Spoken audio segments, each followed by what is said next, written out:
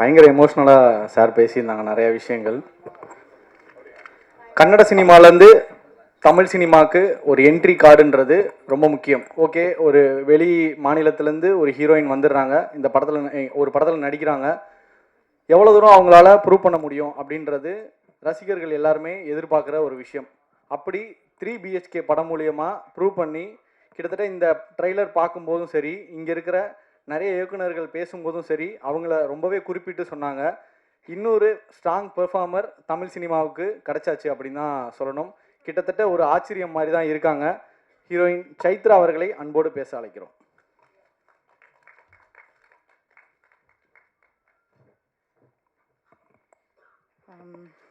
எல்லாருக்கும் வணக்கம்.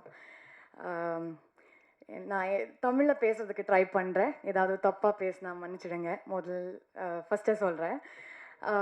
First of all, இங்கே இருக்கிற எல்லா பெரிய டிரெக்டர்ஸ்க்கும் ரொம்ப ரொம்ப நன்றி. ராஜு சாருக்காக எங்களோட சினிமாக்காக வந்து நீங்கள் இங்கே வந்து பேசினது, சினிமா பார்த்து அதை பற்றி பேசினது, அண்ட் என்னோடய பெர்ஃபார்மன்ஸ் பற்றி பேசினது. I don't know, I think Bala sir பேசும்போது எனக்கு அழுகே வந்துச்சு. என்ன, I am very grateful. Thank you sir, it means a lot. You have no idea. எனக்கு எப்போவுமே தமிழ் ஒரு ஆஸ் அ லாங்குவேஜ் ரொம்ப ரொம்ப பிடிக்கும். ஐ திங்க் அந்த interest, I think it transformed. And then நான் இங்கே வரும்போது அந்த இன்ட்ரெஸ்ட்லேருந்து நான் கற்றுக்கிறதுக்கு இப்போ ஆரம்பிச்சுட்டு இருக்கேன். So I am very very grateful. I am very happy. நீங்கள் எல்லாருமே இந்த ப்ராடக்ட் பார்த்து அதை பற்றி பேசிட்டு இருக்கீங்க. ஆனால் எனக்கு மட்டும் ரா இன்க்ரீடியன்ஸ் மட்டும் தெரியும். இது ஸ்டார்ட் பண்ணும்போது ராஜு சருக்கு நான் தேங்க்யூ சொல்லணும். பிகாஸ் சார் என்னை வந்து மீட் பண்ண வரைக்கும் ஆக்சுவலி அவர் ஒர்க் பற்றி எனக்கு அவர் ஒர்க் தெரியும், ஆனால் அது அவர் ஒர்க்குன்னு எனக்கு தெரியாது. ஸோ அவர் ஒரு நாள், நான் ஆக்சுவலி ஒரு மந்த்க்கு முன்னாடி அவர் என்ன இந்த ப்ரொடக்ஷன் மேனேஜர் கால் பண்ணார். அப்போது நான் ஒரு கன்னட படத்தில் ஆக்ட் பண்ணிட்டு இருந்தேன். ஸோ ஐ செட் அந்த டேட்டில் நான் ஃப்ரீ இல்லைன்னு நான் சொன்னேன்.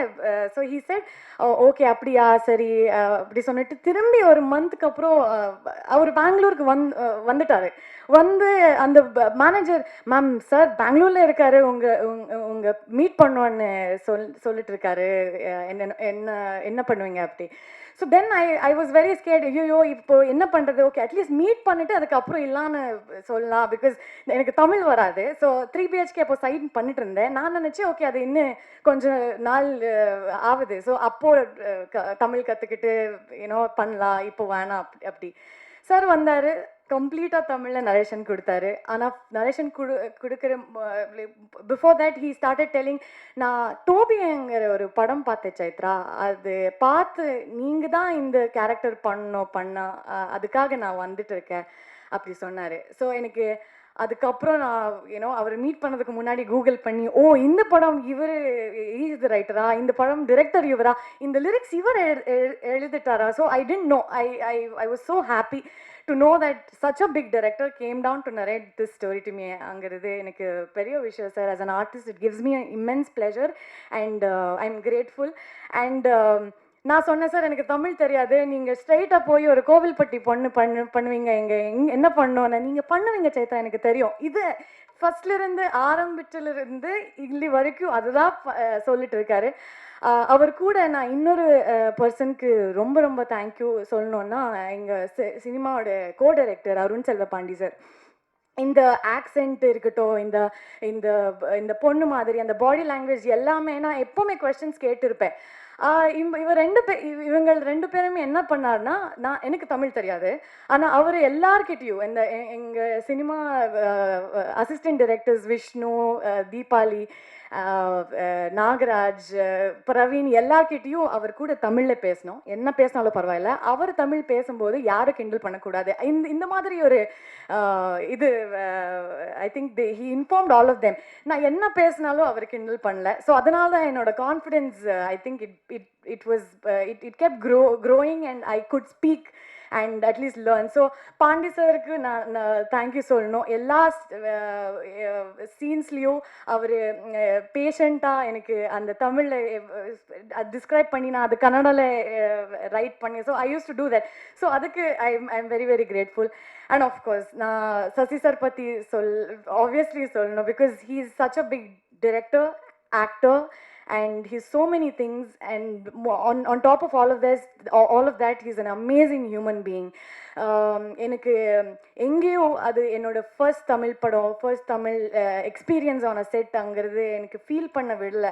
So thank you so much sir, you been extremely kind. And நான் என்ன பண்ணாலும், என்ன இம்ப்ரூவைஸ் பண்ணாலும் சீன்ஸில் நீங்கள் அது சேர்ந்து you use to improvise with me, and you use to encourage me.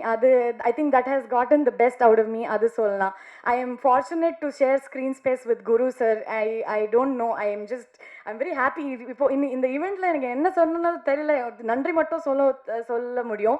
So Shan, I have to speak about Shan. இந்த சினிமாக்கு அந்த சோலே ஷான்னு சொல்லலாம். பிகாஸ் ஃபர்ஸ்ட் டைம்லேருந்து அவர் ஃபர்ஸ்ட் ரீல் பார்க்கும்போதே எனக்கு கால் பண்ணி என்ன பண்ணியிருக்கீங்க நீங்கள் அப்படி சொன்னார். So he was also a confidence booster through out.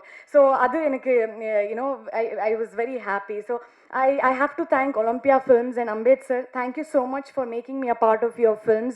எல்லாரும் சொல்ல மாதிரி உங்கள் ப்ரொடக்ஷன் ஹவுஸ்லேருந்து வெரி டிஃப்ரெண்ட் ஸ்டோரிஸ் வருது. அண்ட் அது I think I've recently watched DNA also. So everything is so different. So இது கூட I think எல்லா மக்களுக்கும் ரொம்ப பிடிச்ச போகுது நினைக்கிறேன். So I really want to thank all of them. Thank you so much, art director, costume designer, எல்லாருக்குமே நன்றி. So before I say thank you, I have to sing these lines because இது என்னோட யுகபாரதி சார் இருக்காரு. எனக்கு தமிழ் தெரியாது, என்ன meaning என்ன தெரியாது. என்ன தமிழ் ஃப்ரெண்ட்ஸ் கிட்ட என்ன இவர் ரைட் பண்ணாரு அது, so they explained the lyrics to me and it's so beautiful, Raju sir. So I have to sing those and then I'll end this thing. Yes sir, please stand with our film. I think we've made one good film, definitely not a bad film, and you're all going to enjoy it. Thank you so much. Thank you so much ma'am. பயங்கரமான ஒரு energy. So படத்தில் தான் ரொம்ப எனர்ஜியாக இருப்பீங்கன்னு பார்த்தா ஸ்டேஜ்லேயும் பயங்கரமாக பேசுனீங்க.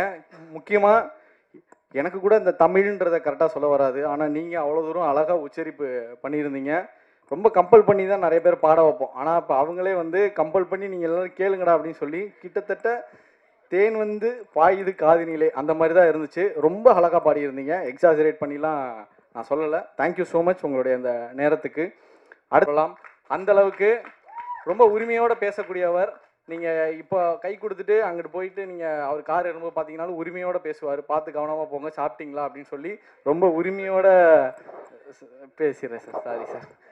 அந்த மாதிரி ரொம்ப உரிமையோடு இருக்கக்கூடியவர். அப்பப்போ அவரை பார்த்தா பயம் வரும். இப்போ எனக்கு பயம் வருது சார். சில வார்த்தைகள் பல வார்த்தைகள் சார், சாரி சார். ஒரு மாதிரி பயமாயிடுச்சு சார் நீங்கள் வந்தோன்னே.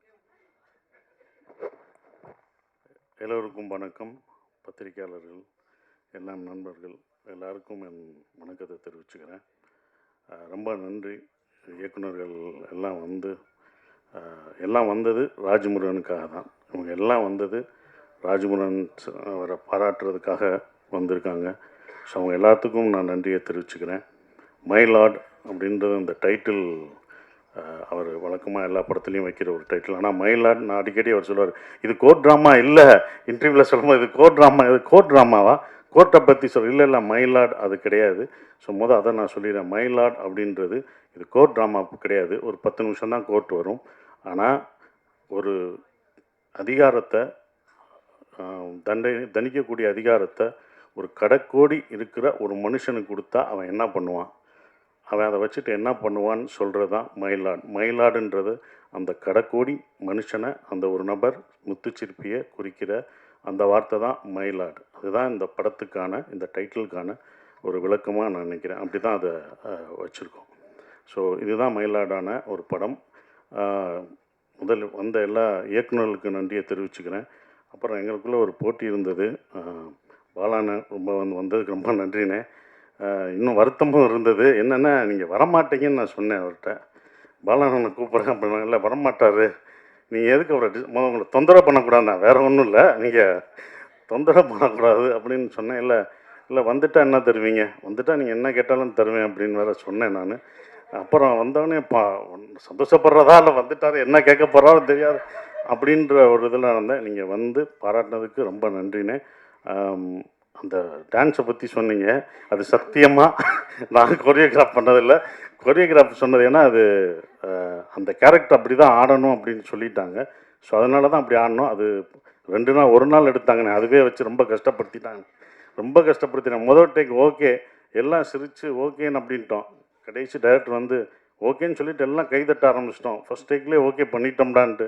அதுக்கப்புறம் வந்து சொன்னார், இல்லை முத்துச்சிற்பி சிரிச்சிட்டான், முத்துச்சிற்பி சிரிச்சிட்டான், அதனால் அவன் சிரிக்கக்கூடாது, சீரியஸாக பாடணும்னு மறுபடியும் எடுத்தாங்க. அது 1 நாள் ஆச்சு, மறுநாள் தான் அது ஓகே ஆச்சு. ஸோ அதுதான் அதுக்கு காரணம். இன்னொன்று என்ன சொல்லணும்னானே, இங்கே என்னை எல்லாம் வாழ்த்துனாங்க. இந்த வாழ்த்தெல்லாம் எனக்கு சேரக்கூடாதுனே, உங்களுக்கு தான் நான் சேரணும். நீங்கள் பார்த்து சந்தோஷப்படணும். முதல் நான் சேதுவில் நடித்தேன், ஒரு அசிஸ்டன்ட் டைரக்டராக வந்தேன். இந்த அசிஸ்டன்ட் டைரக்டர் இந்த வாழ்த்தெல்லாம் உங்களுக்கு நான் பெற்றுக் கொடுத்ததா நீங்கள் நினச்சிக்கணும். அது உங்களுக்கான வாழ்த்து தான், அது நான் இவ்வளோ தூரம் கொண்டு வந்தது. ரொம்ப நன்றி. நான் வந்தது எங்களை வாழ்த்துனதுக்கு ரொம்ப நன்றி. இந்த படம் எப்போ வரும்னு நீங்கள் கேட்டுட்டு இருந்தீங்க. நீங்கள் தான் கேட்டீங்க, எப்படியாவது அடுத்து டூரிசமுக்குள்ள அடுத்து அந்த படத்தை கொண்டு வா அடுத்த படத்தை இதோ கொண்டு வந்துட்டோம்னு இழுத்து கொண்டு வந்தாச்சு. ரொம்ப சந்தோஷம். மாறி உங்களுக்கும் சந்தோஷம். அண்ணன் சொல்லும்போது நான் ரொம்ப சந்தோஷப்பட்டேன்.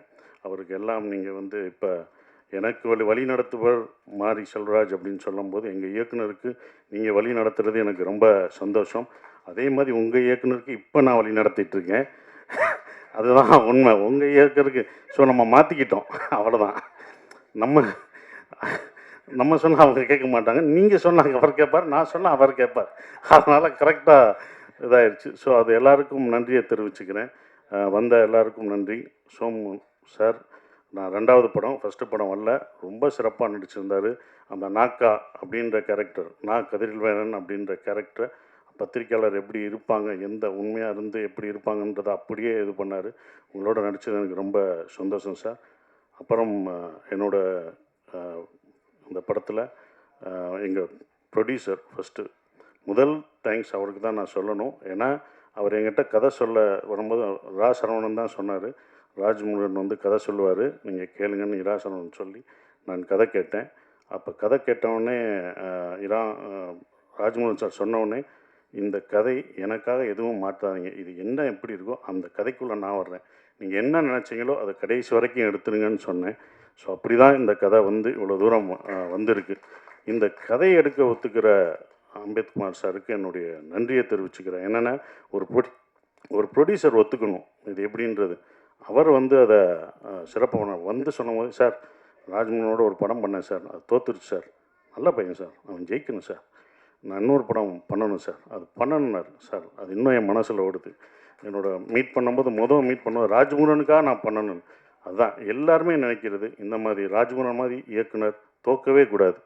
இந்த மாதிரி இயக்குநர்களை ஜெயிக்கிறதுக்கு என்னால் என்ன முடியுமோ அதை நான் கண்டிப்பாக பண்ணுவேன். அதை தான் பண்ணிக்கிட்டு இருக்கேன். ஸோ நன்றி சார். அப்புறம் சைத்ரா பயங்கர ஆர்டிஸ்ட். நீங்கள் பாடினதை பார்த்து பயந்துறேன். ஏற்கனவே சிங்கர் வேறு, நானே அப்படி தான் மறந்தேன். எங்கள் படத்தில் நாட்டுப்புற பாட்டு ஒருத்தவங்க பாடினாங்க.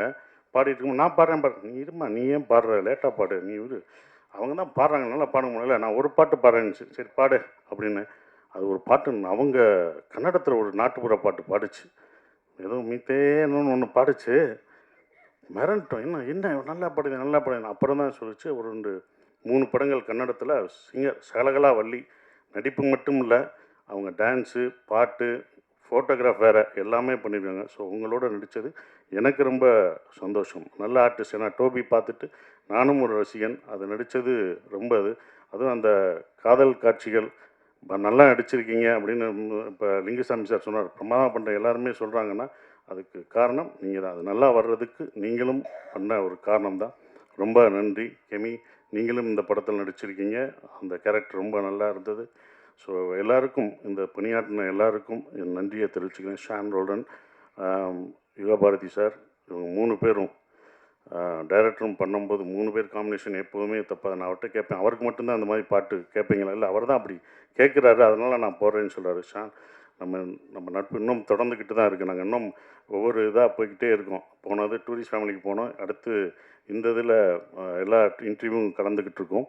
ஸோ ரொம்ப சிறப்பாக இது பண்ணுறது. அப்புறம் எடிட்டர் அவருக்கு இது அப்புறம் ரொம்ப சந்தோஷம் இருக்குது. அப்புறம் இன்னொன்று சொல்லணும்னா ராஜமுருகன், கடைசியாக எங்கள் டைரக்டரு ராஜமுருகன் சொல்லும்போது எல்லாருமே வந்து சார் அவர் சைக்கோ அப்படின்னு என்கிட்ட ஒருத்தர் சொன்னார். என்னடா சைக்கோன்ட்டாங்க சார், அவர் சைக்கோ ஆச்சு, அவரோட எப்படி சார் பண்ணுவீங்க அப்படின்னு நான் கதை கேட்க வரும்போது அப்படியே பார்க்கணும். கதை கேட்டு 2வது தடவை இன்னொரு தடவை கரெக்ஷன் பண்ணிட்டு ஒரு வருஷன் சொன்னார். சைக்கோவா அப்படின்னு. சரி, ஃபஸ்ட்டு டே போகும்போது நானும் அப்படி நினச்சி ரொம்ப ரசித்து சிரிக்கிறீங்க. அவங்க ஒய்ஃபு அப்படி இல்லை, ஓகே அவங்க வீட்டுக்காரம்மா சிரிக்கிறாங்க. உடனே என்னடா சைக்கோன்றாரு. முதல் நாள் ஷூட்டிங் எப்போ பார்த்தேன், என்னடா பண்ணுறாங்கன்னு பார்ப்போம், 2 நாள் பார்ப்போம் அப்படின்னு நினச்சி 2ஆவது நாள் பார்த்தேன். ரொம்ப நல்லா தான் இருந்தார். இவர் நடிக்கிறாரா? 3ஆவது நாளும் பார்த்தேன், நடிக்கிறாரா? அப்புறம் பிரச்சனைகள் வரும்போது என்கிட்ட டக் டக் கதவை தட்டும். என்னோடய ரூம் கதவை தட்டினா, சரி இன்றைக்கி ஏதோ ஒரு பிரச்சனை சார், ஒரு பிரச்சனை நடந்து போச்சு. என்னடா சைக்கோன்னாங்க, இவர் இந்த பிரச்சனையை ஹேண்டில் பண்ண மாட்டேங்கிறார், நம்ம தான் பண்ணணுமா, சரி பண்ணுவோம் அப்படின்னு சொல்லி. ஏன்னா ஒரு கட்டத்தில் படம் நிற்கிற மாதிரி இருந்தது. ஏன்னா ஒரு ஆர்டிஸ்ட் நடிக்க வேண்டியது, அந்த ஆர்டிஸ்ட் நடிக்காதனால அது ஒரு மிஸ் அண்டர்ஸ்டாண்டிங்னால அந்த நடிகர் நடிக்க முடியாமல் போனும்போது நாங்கள் பேக்கப் ஆகி கிளம்ப வேண்டியதாக இருந்தது. யாரை கூப்பிடலாம், என்னடா ஆபத்துக்கு யார் இருந்துன்னும்போது யாரை கூப்பிடலான்னு அப்புறம் தான் சொன்னேன். ஏங்க சோமு நீங்கள் என்ன சொன்னாலும் கேட்பாரா அப்படின்னா, கடைசியாக வந்து சேர்ந்ததான் இல்லை கேட்பார். அந்த கேரக்டர் அவர் நடிக்க கேளுங்க, நீங்கள் கேட்டாங்கன்னா உடனே அடித்தார். சார் நான் ஃப்ரீயாக இருக்கேன், நீங்கள் உடனே வாங்க. அவர் கதையெல்லாம் சொல்லலை. இல்லைங்க அவர் எல்லாமே சோமு வந்து எல்லா ஸ்கிரிப்டும் படிச்சுட்டு அதை 10 நாள் ஓட்டிட்டு அதுக்கப்புறம் தாங்க நடிக்க வருவார் அப்படின்னாப்புல. இல்லை நீங்கள் கேளுங்க, நமக்கு ஆபத்தாயிடுச்சுன்னு அப்புறம் ஃபோன் பண்ண உடனே வந்தார். அவர் கதை எதுவுமே கேட்கல, சோமு எதுவுமே கேட்கல, வந்து நடித்து என்னென்னு அங்கே டெவலப் பண்ணது தான். ஸோ ரொம்ப நன்றிங்க. ஏன்னா இந்த மாதிரி டேரக்டருக்கு நீங்கள் சப்போர்ட் பண்ணணுன்னு வந்ததுக்கு உங்களுக்கு நான் முதல் நன்றியே சொல்லணும். ரொம்ப இது பண்ணது. இப்படிப்பட்ட ஒரு சைக்கோன்னு முடித்தேன்ல, இந்த சைக்கோவோட நானும் இப்படி அமைதியாக இருக்கான்னு இந்த சைக்கோவோட நடித்தேன். ஆனால் எங்கேயுமே இல்லை, எல்லாம் தப்புன்னு தெரிஞ்சுது. அப்புறம் தான் படம் முடிஞ்சு நான் இந்த படத்தை பார்க்கும்போது தான் இந்த தமிழ் சினிமா மேலே அவர் எவ்வளோ சைக்கோவாக இருக்கார், இது இது இது தரமான படங்கள் கொடுக்குறதுல எவ்வளோ சைக்கோவாக இருக்கிறான்னு அதுக்கப்புறம் தான் தெரிஞ்சுக்கிட்டேன். உண்மையிலே சைக்கோ நீங்கள் இல்லை, உங்களை சுற்றி உள்ளவங்க தான் சைக்கோவாக இருக்காங்கன்றது அதுக்கப்புறம் எல்லாருக்கும் தெரிஞ்சது. அந்த சைக்கோவில் திருத்துறதுக்கு ஒரு பாடுபடுறாருன்னு தெரியுது. நிச்சயம் வெற்றி பெறுவீங்க. நாங்கள் அடுத்த இந்த படம் கதை சொல்லும் போதே நான் வந்து அடுத்து ஒரு படம் அவருக்கு நான் பண்ண போகிறேன். இன்னொரு படம், அடுத்த படம். ஏன்னா இந்த படம் பண்ணும்போதே ஒரு கதை சொன்னார், அந்த கதையை நான் ஓகே பண்ணிட்டேன். அப்புறம் சார் என்ன சார் அப்படி அந்த ப்ரொடியூசர் அதுக்கப்புறம் பேசுகிறேன்னு கொஞ்சம் வருத்தப்பட்டார். அடுத்த ப்ரொடியூசர் அதை பற்றி நான் சொன்னேன், அந்த ப்ரொடியூசர் பண்ணுறாங்களோ இல்லையோ, இந்த படம் ஜெயிக்குதோ தோக்குதோ எனக்கு தெரியாது, ஆனால் உங்களுக்கு நான் படம் பண்ணிக்கிட்டே தான் இருப்பேன். வெற்றி தோல்விலாம் கிடையாது. என்றைக்கும் ஒரு படம் தோக்கலாம் ஜெயிக்கலாம், ஆனால் ஒரு இயக்குனர் தோக்கவே கூடாது. அவனுக்கு என்றைக்கும் வெற்றியாக தான் இருக்கணும். இயக்குனருக்கு வாழ்க்கையில் தோல்வியே கூடாது, அவன் படம் தான் தோக்கும் ஜெயிக்கும் அப்படின்னு சொல்லி வந்த எல்லாருக்கும் என் நன்றியை தெரிவிச்சுக்கிறேன். நன்றி நன்றி சார். இந்த ஒரு அழகிய தருணத்தில் இயக்குனர் பாலா சார், மாரி Selvaraj sir and Rajamurugan sir 3 பேரும் ஒரு புகைப்படம் மட்டும். முக்கியமான ஒரு நபர், தமிழ் சினிமாவுக்குன்னு தனி அடையாளம் கொடுத்த இயக்குனர், ரியல் அண்ட் ரா எமோஷன்ஸை எவ்வளோ தூரம் ஸ்க்ரீனில் மக்கள்கிட்ட காட்டலாம் அப்படின்றத ரொம்ப நேர்த்தியாக பண்ணக்கூடிய ஒரு மாஸ்டர் மைண்ட் கிராஃப்ட்மேன் அப்படின்னு தான் நம்ம சொல்லணும். தமிழ் சினிமாவை பற்றி இந்தியா முழுக்க பேசுகிறாங்க அப்படின்னா அதில் முக்கியமான இன்னொரு இயக்குனர் அப்படின்னே சொல்லலாம். எனக்கு சத்தியமாக இவரை பற்றி அறிமுகம் பண்ணுற அளவுக்கு எனக்கு வயசு இருக்கா அப்படின்றதும் தெரியலை. திரு பாலா அவர்களை அன்போடு பேச அழைக்கிறோம். இயக்குனர் திரு பாலா அவர்கள்.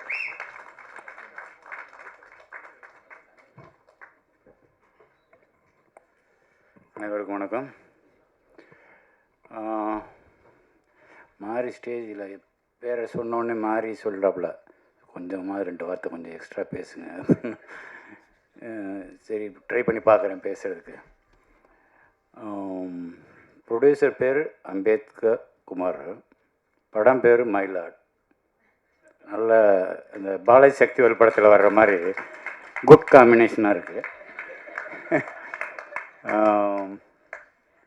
சார் நீங்கள் வந்து தயாரிப்பாளர் சொல்கிறேன், இன்னும் 2 படம் வந்து ராஜமுருகனை வச்சு படம் பண்ணிட்டீங்கன்னா கண்டிப்பாக உங்கள் ஆட்சியில் நீங்கள் அடுத்த மந்திரி ஆயிடுவீங்க. ஆக்க வேண்டிய கட்டாய சூழ்நிலைக்கா ஆளாயிடுவீங்க. அது நல்லா தெரியுது. ஆனால் 2 படம் பண்ணிடணும் நீங்கள்.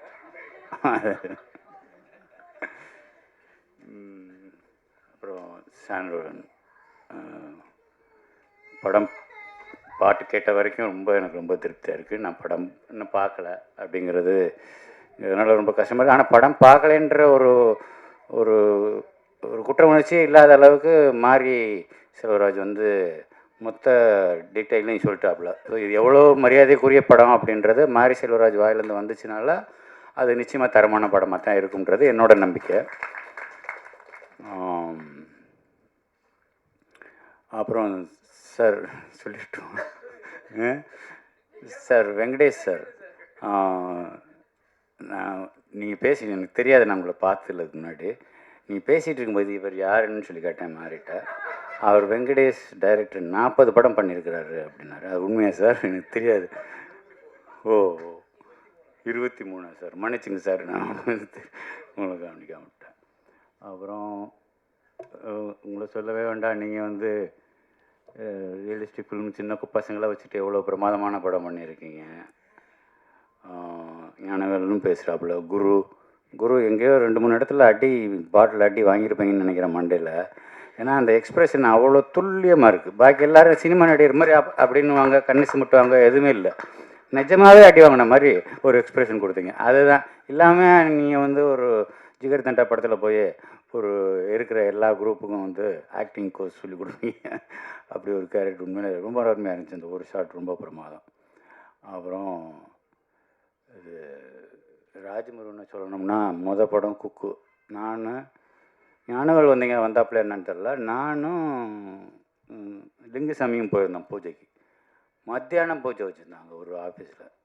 மத்தியானம் கண்ணன் விகடன் கண்ணன் சொன்னாப்புல பூஜை கண்டிப்பாக வந்துருங்க, பஸ் கொஞ்சம் டைம் எடுங்க, ஒரு 4 மணி வரைக்கும் கொஞ்சம் பொறுத்துக்குன்னு வேற ஒரு விஷயத்துக்காக பொறுத்துக்கான்னு சொல்லி அடைக்க வச்சு கூப்பிட்டு போனாப்புல. அப்போ தான் லிங்குசாமியை பார்த்தது. அப்போ படம் குக்குன்னு பேர் வச்சாப்புல. 2வது படம் ஜோக்கர், இப்போ மயிலாட். பொறுப்புணர்ச்சி இருக்க தான் செய்யுது. அதே சமயம் இவ்வளோ நக்கலாக டைட்டில் வைக்கிறதுன்றது அது ராஜமுருகனால் மட்டும்தான் முடியும். அதுக்கப்புறம் சசி சொல்லணும், மெய்யழகன் டைரக்டர் வந்திருக்கிறாரு. அவருக்கு உங்கள் படம் பார்த்தேன் சார், ரொம்ப பிரமாதமாக இருந்துச்சு. சசி அந்த ராஜாதி ராஜாவா பாட்டு என்ன சாங், ராசாதி ராஜா, அந்த பாட்டுக்கு கோரியோகிராஃபரே வைக்கலன்னு நினைக்கிறேன். ஏன்னா அவ்வளோ பிரமாதமாக ஆடியிருக்கேன். டான்ஸ் பார்த்தீங்கன்னா அடேங்கப்பா, இப்படி ஒரு டான்ஸ் நான் எங்கேயுமே பார்த்ததில்லை. நல்ல வேளை நான் மைக்கேல் ஜாக்சன் செத்து போயிட்டேன். ஒருவேளை இந்த கேரக்டர் இப்படி தான் ஆடணும்னா குணா ஃபிக்ஸ் பண்ணி ஹோம் ஒர்க்கெல்லாம் பண்ணி ஆடிப்பான்னு நினைக்கிறேன். அதுதான் எனக்கு ஒரு சந்தேகமாக இருக்குது. ஒரு சிலரை நமக்கு பிடிச்சி போச்சு. இப்போ மணி சார் எடுத்துங்களேன். மணி சார் படம் எல்லா படத்தையும் பார்த்தா அது நல்லா இருக்கோ நல்லா இல்லையோ, அவரை பிடிச்சிருக்கிறதுனால அந்த படம் நல்லா எது பண்ணியிருந்தாலும் அது நல்லா இருக்கிற மாதிரி தான் நமக்கு பிடிச்சவங்களுக்கு நமக்கு அப்படி தோணும். அப்படி தான் சசி என்ன படம் பண்ணாலும் அவர் தம்பி ஒரு சிஷியன்ற முறையில் அவன் என்ன பண்ணாலும் எனக்கு பிடிக்குது. அதுதான் அவன் மேலே நான் வச்சுருக்கிற பாசம், அவன் என் மேலே வச்சுருக்கிற பாசம். அந்த பாசம் உண்மையானதுனால தான் இந்த நக்கல் நியாண்டியெல்லாம், இல்லைன்னா வேறு ஆளாக அந்த மேலே பாலிஸ்டாக சொல்லிட்டு போயிடலாம். நல்லா பண்ணியிருக்கீங்க சார், சசி சார், சூப்பர் சார்னு சொல்லிட்டு போயிடலாம். அந்த பொண்ணு இது சுசீலான்னு வருது அந்த கார்டில், சுசீலானே சொல்லிடுறேன்.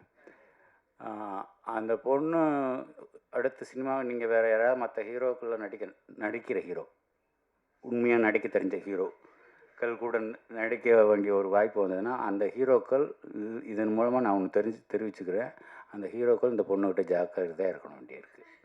ஏன்னா அவ்வளோ பிரமாதமான ஆர்டிஸ்ட்.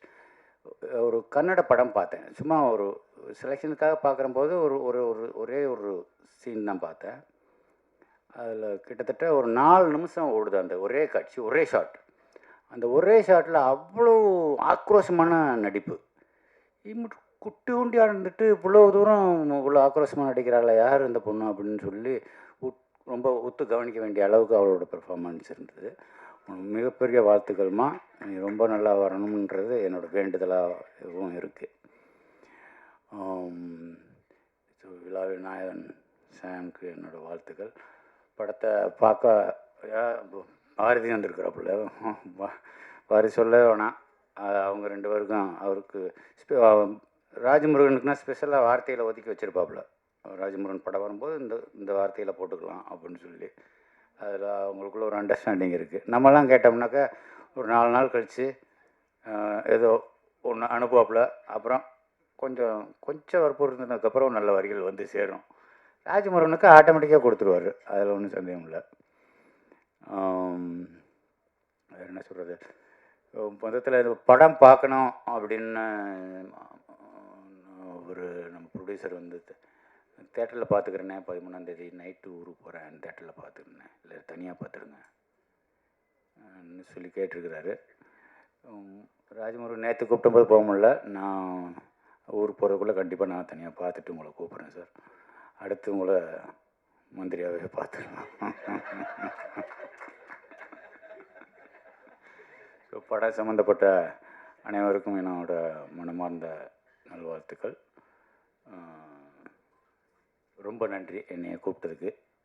ரொம்ப நாளுக்கு அப்புறம் ஒரு ஃபங்க்ஷனுக்கு வந்துட்டு கொஞ்சம் மன நிறைவோட, கொஞ்சம் பாரங்கள் குறைஞ்சி, கொஞ்சம் லேசான மனசோட போகிறது.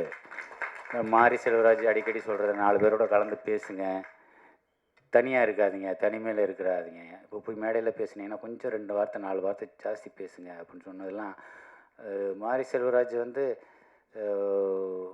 இப்போ என்னோடய வழிநடத்தி மாதிரி தான் ஒரு நட்பு எங்கள் 2 பேருக்குள்ளே போய்கிட்டு இருக்குது. அது தொடரும்ன்ற ஒரு நம்பிக்கை இருக்குது. ஸோ அனைவருக்கும் என்னுடைய நல்வாழ்த்துக்கள். ராஜமுருகன், அடுத்து நீங்கள் வம்பு நீங்கள் வந்து எடுத்துக்கிட்டே இருங்க, உங்களை ரசிக்கிறதுக்கு ஒரு கூட்டம் இருக்குது. அதனால் நீ மயிலாடுன்னு வைங்க, ஜோக்கர்னு வைங்க, இனிமேலுக்கு கிணப்ப கிருப்பை எது வச்சாலும் உங்கள் படத்தை பார்க்க வர்றதுக்கு தயாராக இருக்கிறாங்க ஜனங்க. வாழ்த்துக்கள், நன்றி.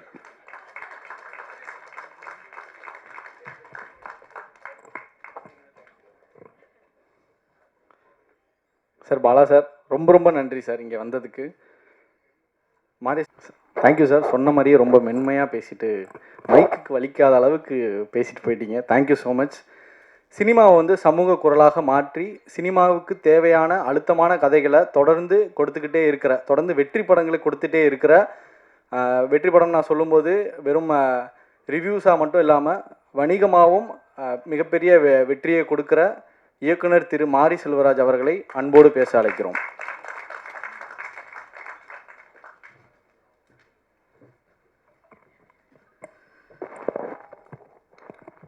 எல்லோருக்கும் வணக்கம்.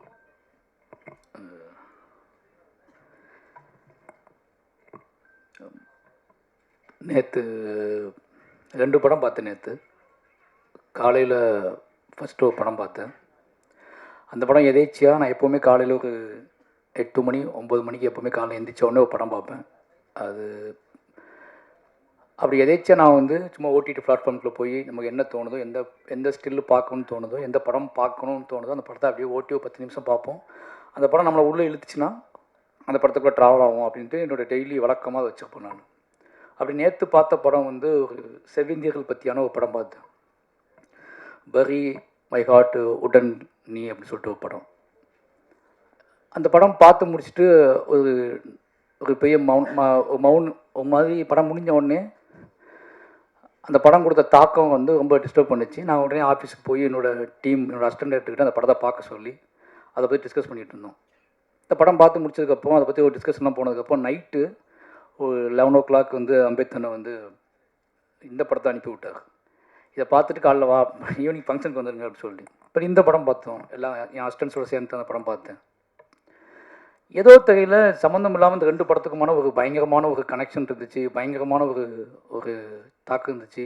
கிட்டத்தட்ட நானும் என் அசிஸ்டண்ட்டும் பயங்கரமான ஒரு டிஸ்கஷனுக்குள்ளே போனோம். ஒரு 6-7 மணிக்கு தான் காலைல படுக்க போனோம்.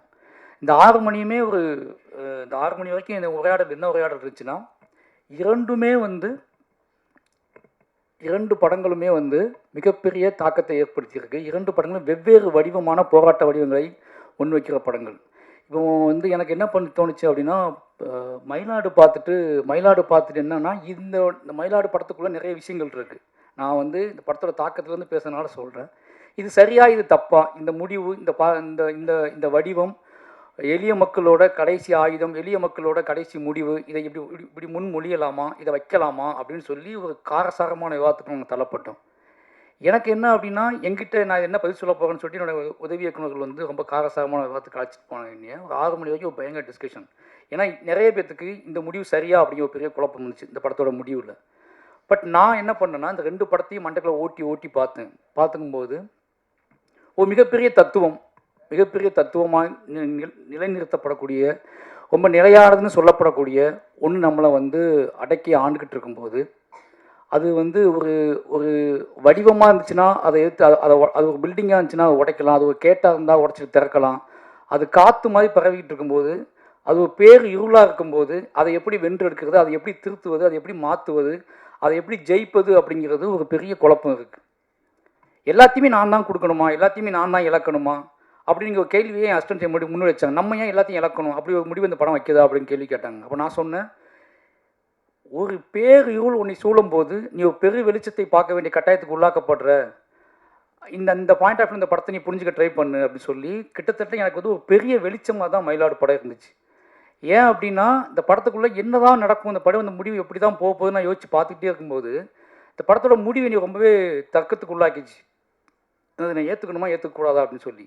ஃபஸ்ட்டு நான் ஏற்றுக்கல. அப்போ நான் கொஞ்சம் நேரம் யோசிச்சுக்கிட்டே இருக்கேன், நைட்லாம் யோசிக்கிறேன், இது எப்படி எங்கள் அப்பா என்ன பண்ணியிருப்பாரு, இதே சூழ்நிலை எங்கள் அப்பா இருந்தால் என்ன பண்ணியிருப்பாரு, எங்கள் அண்ணன் என்ன பண்ணியிருப்பான், நான் என்ன பண்ணியிருப்பேன், அவன் என்ன பண்ணியிருப்பான், இவன் இப்போ ஒவ்வொருத்துக்கும் ஒவ்வொரு வடிவமாக தெரிய ஆரம்பிக்கும் போது, எளிய மனிதர்கள் கடைசியாக தாங்கிட்ட நீ என்கிட்டேருந்து எல்லாத்தையும் பிடுங்க ட்ரை பண்ணுறேன், என்கிட்டேருந்து என்னை மீறி என்னோடய நிலத்தை பிடுங்குற, ஏன்னா என்னோடய நிலத்தை பிடுங்குற, என் உடல் உறுப்புகளை பிடுங்குற, எல்லாத்தையும் நீ பிடுங்குற. உன்னை நான் ஜெயிக்கணும்னு ஆசைப்படுறேனோ இல்லையோ, பட் நான் உன்னையை எப்படி வென்றெடுக்குன்னு எனக்கு தெரியல, உனக்கு என்ன சொல்லி புரிய வைக்கணும்னு எனக்கு தெரியல.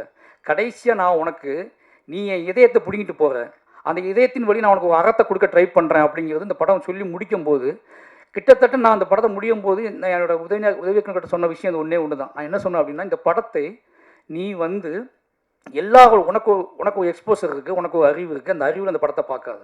ஒவ்வொரு ஒவ்வொரு தத்துவத்தின் அடிப்படையிலையும் ஒவ்வொரு வாழ்வினோட தன்னோட எந்த கிளையை பிடிச்சிக்கிட்டு எந்த புள்ளியை பிடிச்சிக்கிட்டு ஒருத்த வாழ ஆரம்பிக்கிறானோ அந்த புள்ளி அவனுக்கு ஒன்று கற்றுக் கொடுத்துருக்கும்.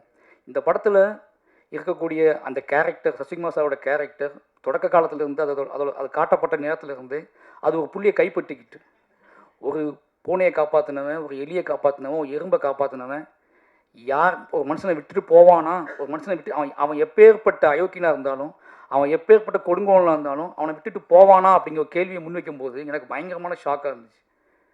நம்ம என்ன நினைக்கிறோம் அப்படின்னா, நம்மளோட அறிவை பயன்படுத்தி, நமக்குள்ள எக்ஸ்போசரை பயன்படுத்தி, நம்ம காட்டப்படுற ஆர்ட் ஃபார்முக்குள்ளே நம்மளோட கேள்வி கேட்டுகிட்டே இருக்கும். ஆனால் ஆர்ட் ஃபார்ம் அப்படிங்கிறது நம்மளோட எக்ஸ்போசரை வச்சு மட்டும் பார்க்கக்கூடியது கிடையாது. அங்கே காட்டப்படுகிற மனிதர்கள், அவர்கள் அதை எப்படி வென்றெடுத்தார்கள், அந்த மனிதர்கள் அந்த உயரிய உன்னதத்தை எப்படி அடைந்தார்கள், தங்களை எப்படி மீட்டெடுத்தார்கள் அப்படிங்கிறத காட்டக்கூடியது தான் ஆர்ட் ஃபார்ம். அந்த ஒரு முக்கியமான ஆர்ட் ஃபார்ம் வேலையை வந்து இந்த படம் வந்து மயிலாடு செஞ்சுருக்கு. முழு இரவையும் கைப்பற்றின படம் தான் மயிலாடு. என்னோடய முழு இரவையுமே யோசிக்க வச்ச ஒரு படம் தான் மயிலாடு. நிச்சயமாக வந்து சசிகுமார் சாருக்கு ரொம்ப நன்றி சொல்லணும். ஏன்னா சசிகுமார் சாரோட தொடக்க காலத்தை நமக்கு தெரியும். தொடக்க காலத்தில் நான் வந்து சசிகுமார் சாரில் பயப்படுவேன், இப்போ என்ன கதை கொண்டு வர போகிறாலும் தெரில அப்படின்னு சொல்லிட்டு. ஆனால் ஒரு கட்டத்துக்கு அப்புறம் அவர் கொண்டு வந்த கதைகள் எல்லாருமே வந்து கிட்டத்தட்ட யாரும் பண்ணாத எந்த பெரிய ஹீரோவும் இவ்வளோ மார்க்கெட் இருக்கக்கூடிய ஹீரோக்கள் பண்ணால் பயப்படுற கதாநாயகர்கள் கூட கொண்டு வந்தார். நந்தனோட உச்சம், அயோத்தி உச்சம், இப்போ வந்து மயிலாடுகிற உச்சம், டூரிஸ்ட் ஃபேமிலி அதே மாதிரி தான். கிட்டத்தட்ட சசிகுமார் சார் நமக்கு என் அசிஸ்டன்ட் சொல்லும் போதே, கதை யோசிக்கும் போதே சசிகுமார் சார் இருக்காரு, நம்பி யோசிங்கன்னு சொல்கிற அளவுக்கு வந்து ஒரு முக்கியமான ஒரு வேலையை செஞ்சிட்ருக்காரு. அதுக்கப்புறம் ஆர்டிஸ்ட் அவங்க சைத்ரா கோயில்பட்டி பொண்ணு மாதிரியே இருந்தீங்க, அப்படியே கோயில்பட்டி பொண்ணை நடிக்க வச்ச மாதிரி ஒரு ஃபீல் இருந்துச்சு. ரொம்ப சந்தோஷமாக இருந்துச்சு. ஏன்னா நீங்கள் நிச்சயமாக அவங்க சொன்ன மாதிரி, குருசவன் சொன்ன மாதிரி உங்களை தவற விட மாட்டாங்கன்னு நம்புகிறேன். ஓகேங்களா? அப்போ சாண்டோல்டன் இந்த பாட்டு படம் பார்க்கறதுக்கு முன்னாடியே எங்கள் வீட்டில் கேட்டே இருப்பாங்க. அந்த ஒரு பீட் மட்டும் நெஞ்சில் விழுந்துருக்குல்ல, அது கேட்டே இருப்பாங்க. சாண்டோல்டன் எனக்கு ரொம்ப நெருக்கமாக எனக்கு பிடிக்கும். என்ன அப்படின்னா, சாண்டோல்டன் எப்போவுமே வந்து சின்ன வயசில் நம்ம அம்மன் கோயிலில் உட்காந்து தென்னையில் உட்காந்து அந்த ஒரு ஒரு தரையை தட்டி பாட்டு பாடியிருப்போம். நம்ம கூட ஒரு அண்ணனோ தம்பியோ பாட்டு பாடி நம்ம ஞாபகத்தில் இருந்துகிட்டே இருப்பாங்க. அப்படி நம்ம கூட ரொம்ப நெருக்கமாக இருந்து பாட்டு பாடிட்டு இருக்க ஒரு ஆள் மாதிரியே சான்றோடன் தோணுவார். அவருக்கு இந்த ஒரு சந்தோஷமான மகிழ்ச்சியான நன்றியை தெரிவிச்சுக்கிறேன். அதுக்கப்புறம் அம்பேத்தனை வந்து என்ன சொல்கிறது, அவர் ரொம்ப உண்மையாகவே சினிமாவை ரொம்ப பேஷனாக பார்க்க, அவர் சொல்கிற கதை, அவர் சூஸ் பண்ண கதை எனக்கு ஆச்சரியமாக இருக்கும். ஏன்னா கமர்ஷியலாக எல்லாரும் பேசிகிட்டு இருக்கும்போது தம்பி அவர் மற்ற படங்களை பற்றியான ரிவ்யூ சொல்லும்போது கமர்ஷியலாக பேசுவார். தன்னோட படத்தை பற்றி பேசும்போது மட்டும் நல்ல கதை தம்பி அப்படிம்பார்.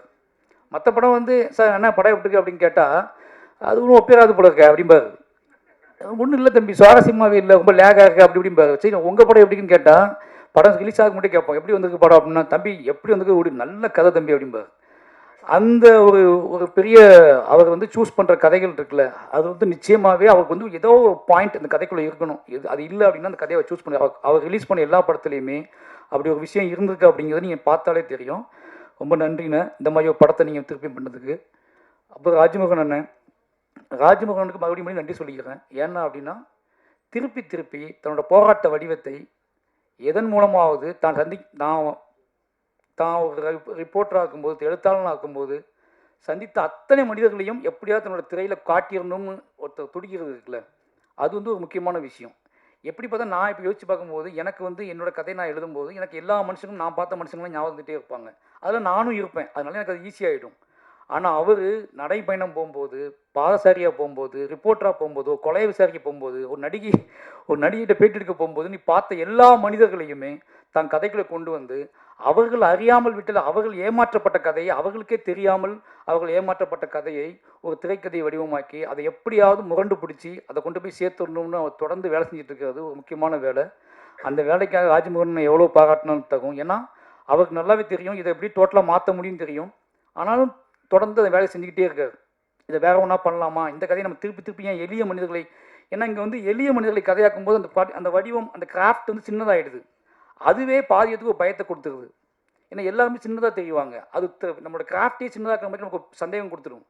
ஆனால் அதுக்குள் அந்த கிராஃப்ட்டுக்குள்ளே அந்த சின்ன எளிய மனிதர்களை உள்ளே வச்சுக்கிட்டு தன்னோட பகடியின் மூலமாக தாங்கிட்ட இருக்கக்கூடிய ஒரு பார்வையின் மூலமாக ஒரு நீங்கள் அறியாத ஒரு உண்மையை உங்களுக்கு கடத்தி அது ஒரு மிகப்பெரிய ஒரு உங்களை வெக்கி தலைகுனியை வச்சு இப்படிமா மனுஷங்க இருக்காங்க அப்படின்னு சொல்லி உங்களை அந்த படத்தை உள்வாங்க வச்சு ஜெயிக்கிற ஒரு வேலையை வந்து ராஜ்மோகனை பண்ணிகிட்டே இருக்காரு. அதனால் ராஜ்மோகனுக்கு எப்போவுமே வந்து தமிழ் சினிமா ஒரு நன்றிக்கடன் பட்டிருக்கு. ஏன்னா இப்படியாப்பட்ட மனிதர்கள், இப்படியாப்பட்ட இயக்குநர்கள் இருக்கணும் அப்படிங்கிறது எனக்கே நிறைய விஷயங்கள் தெரிய ஆரம்பிக்குது. அதனால் ராஜ்மோகனுக்கு எவ்வளோ நன்றி சொன்னாலும் பத்தாது. மற்ற டீமுக்குமே மிக குரும்சம்னா எனக்கு ரொம்ப ஆச்சரியமாக இருந்துச்சு. அது ராஜ்மோகன் எப்படி அது ஏதோ யூனிவர்ஸ்னு சொல்லுவாங்களா, அந்த யூனிவர்ஸ்லேருந்து வேற உருவம் கொண்டு ஜோக்கர் கிளம்பி வந்து அது ஜோக்கர் கெட்டப்போ அவங்களுக்கு கொடுத்துருக்காங்க. ஜோக்கர் படத்தில் ஒரு கெட்டப் இருக்குள்ள, நம்ம அந்த ஜோக்கர் அந்த கெட்டப் போட்டு நீங்கள் உங்களோட பாடி லாங்குவேஜ் உங்கள் ஸ்டைலு அது ரொம்ப என்ன சொல்லணும்னா விளையாட்டாக சிரித்து பார்த்துட்டோம். திடீர்னு படம் முடிஞ்சு பார்க்கும்போது யோசிக்கும்போது நம்ம திருநெல்வேலியில் ஒரு போர்டு மாட்டி ஒரு பத்திரிக்கை வேலை பார்த்துட்டு இருந்துப்பாங்கல்ல, சீரியஸாக வேலை பார்த்துட்டு இருந்துப்பாங்க. இன்றைக்கி சோசியல் மீடியா இருக்கும்போது நமக்கு வந்து ஈஸியாக எல்லாரையும் திட்டிட முடியுது, தான் யாருன்னு காமிச்சிட முடியுது, ஏதோ வகையில் தனக்கு ஒன்று கிடைக்குதுங்கிறதுக்கு தெரியுது. ஆனால் ஆரம்ப காலகட்டத்தில் இந்த மாதிரி எங்கேயோ ஒருத்தங்க இருந்துக்கிட்டு எழுதிக்கிட்டே இருப்பாங்க, செஞ்சுக்கிட்டே இருப்பாங்க, கம்ப்ளைண்ட் போட்டுக்கிட்டே இருப்பாங்க, மக்கள்கிட்ட போய் எப்படியாவது சொல்லணும் துடிப்பாங்க அந்த உண்மையை. அப்படியாப்பட்ட மனிதர்களை நீங்கள் ஞாபகப்படுத்திட்டே இருக்கீங்க அப்படின்ட்டு இருக்கு. அந்த கேரக்டர்ஸும் சரி, ஜோக்கரும் சரி, அப்படியாப்பட்ட மனிதர்களை நமக்கு ஞாபகப்படுத்திட்டே இருக்குல்ல, அதுவும் பயங்கரமான எமோஷனலான ஒரு வேலை. இந்த கேரக்டர் அந்த திருப்பி ஞாபகப்படுத்துச்சு. நான் லா காலேஜ் படிக்கும்போது லா காலேஜ் வாசலில் நின்று ஒருத்தர் ஒத்திலே நின்று போராட்டம் பண்ணிகிட்டு இருப்பார், தனியாக நின்று போராடுவார், எழுதி போட்டு போவார். அவர் முகத்தை எனக்கு திருப்பி ஞாபகப்படுத்துச்சு. அதுக்காக உங்களுக்கு ஏன்னா நீங்கள் கொண்டு வர கேரக்டர் வந்து என்ன அப்படின்னா அதுக்குள்ள பகடி இருக்குல்ல, அந்த பகடிக்குள்ளேயே உங்களோட உடல் மொழி கைவிடப்பட்ட ஒரு மனுஷன். எனக்கு அப்போ தான் தோணுச்சு, உங்களுக்கு ஹஸ்பண்ட் உங்களுக்கு குழந்தை இல்லையா, அந்த படத்தில் வந்து உங்கள் குழந்தை இல்லை, உங்கள் ஒய்ஃபை காட்டலை, உங்கள் வீட்டை காட்டலை அப்படிங்கும்போது இது வந்து ஒரு மெட்டஃபராக எனக்கு பயங்கரமாக டிஸ்டர்ப் பண்ணிச்சு. இவர் எங்கே சாப்பிடுவார், எங்கே தூங்குவார், இவர் யாருக்கு முத்தம் கொடுப்பாரு, இவர் யார் மடியில் போய் படுத்துக்குவார், இவ்வளோ அடியை வாங்கியிருக்காருல, இவருக்கு யார் ஒத்தலம் கொடுத்துருப்பா, இவ்வளோ விஷயங்கள் வந்துட்டு போயிட்டே இருந்துச்சு. அப்படியாப்பட்ட மனிதர்கள் இருக்காங்க அப்படிங்கிறது வந்து ஒரு பெரிய மன உளைச்சலையும் என்ன சொல்கிறது, அவங்களை ரெகனைஸ் பண்ணி அவங்களை பாராட்டக்கூடிய ஒரு படமாகவும் இந்த படம் இருந்துச்சு அப்படிங்கிற ஒரு பெரிய சந்தோஷம். நிச்சயமாகவே மயிலாடு வந்து இன்றைக்கி நீங்கள் பார்க்குற சினிமாக்கள் நீங்கள் ஏன்னா நம்ம வந்து பயங்கர நிறைய முன் தீர்மானத்தோட ஜட்ஜ்மெண்டலோட நம்ம வந்து நிறைய சினிமாக்களை அணுகிறோம். ஒரு சின்ன டைம் கூட கொடுக்கறது இல்லை. நம்ம சின்ன விஷயங்கள் கூட நம்ம வந்து என்ன பண்ணுறோன்னா அவங்கவுங்க மொழியில் அவங்கவுங்க கதையை சொல்கிறதுக்கு நம்ம விருப்பப்பட்டது இல்லை. நீங்கள் உங்களுக்கு பிடித்தமான மொழியில் கதை சொல்லணும்னு நீங்கள் கேட்குறீங்க. அப்படிங்கிற இடத்துக்கு சினிமா கொண்டு தள்ளி நிப்பாட்டிருக்காங்க. இங்கே யாரெல்லாம் சினிமாக்குள்ளே யார் வேணாலும், எப்படி மீடியாக்குள்ளே நீ யார் வேணாலும் வந்து என்னென்ன மொழியில் வேணாலும் எப்படியாப்பட்ட உடல் மொழியோடும் ஒரு வீடியோ பேசி போட முடியுமோ அதே மாதிரி தான் சினிமாவும் நீங்கள் ஆகியிருக்கு. சினிமாக்குள்ளே நிறைய மனிதர்கள் உள்ளே வந்து தனக்கு தெரிந்த மொழியில் தனக்கு தெரிஞ்ச வாழ்க்கையை ரொம்ப ஆணித்தரமாகவும் தனக்கு கிடைச்ச சொற்ப விஷயங்களை வச்சுக்கிட்டு ரொம்ப முக்கியமான விஷயத்தை கடத்திட்டு போயிடுறாங்க. அப்படி ஒரு ரொம்ப காம்பேக்டாக ரொம்ப நல்ல நீட்டாக ஒரு கமர்ஷியல் பேக்கேஜோடு மட்டும் இல்லாமல், கமர்ஷியல் மீன்ஸ் நான் சொல்கிறது என்ன அப்படின்னா, நீங்கள் சினிமா பார்க்க வரீங்க, எங்கிட்ட சினிமா இந்த கதைக்கு முன்னாடி இந்த கதை இன்னும் 2.5 மணி நேரம் தாக்கு பிடிக்குமா அப்படிங்கிற கேள்வியோடு தான் உட்காருங்க. அதுக்கப்புறம் தான் கதைக்கு முக்கியத்துவம் கொடுக்குறாங்க. அதையும் மைண்டில் வச்சு ராஜமோகன்னா தன்னோட பாக்கெட்டுலாம் சேர்த்து ஒரு அழுத்தமான ரொம்ப மனதை நெகிழக்கூடிய வாழ்வின் மீது பெரிய நம்பிக்கை வரக்கூடிய பெரிய தத்துவங்களை ஜெயிக்க முடியுமா, பெரிய அதிகாரங்களை ஜெயிக்க முடியுமா, அதெல்லாம் காற்றுல பரவிட்டாங்க, இனிமேல் அவங்கள ஜெயிக்கவே முடியாது அப்படிங்கிறத தாங்கிட்டு இருக்க எளிய தத்துவத்தை வச்சு அடித்து காலி பண்ணியிருக்காரு. அது ரொம்ப முக்கியமான விஷயமா அந்த படத்தில் பார்க்குறேன். ஏன்னா வேறு வழியே இல்லை, இவங்க எப்படி ஜெயிக்கிறதுனே தெரியல. ஜெயிக்கவே முடியாதுன்னு நினச்சிட்டு இருக்க மனிதர்களை தாங்கிட்டு இருக்கிற ஒன்று அறம், அந்த அறத்தை வச்சு ஜெயிக்க முயற்சி பண்ணியிருக்காரு. ஜெயிச்சிட்டார். அவருக்கு மொத்த டீமுக்கும் என்னோட நன்றியும் வாழ்த்துக்களும். நன்றி.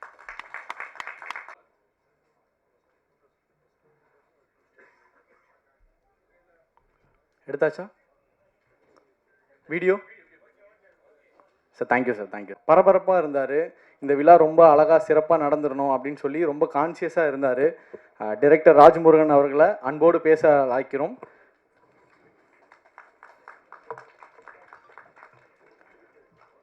சார், இந்த படத்தை பற்றி பல விஷயங்கள் உங்கள் மூலியமாக நாங்கள் தெரிஞ்சுக்க ஆசைப்பட்றோம் சார்.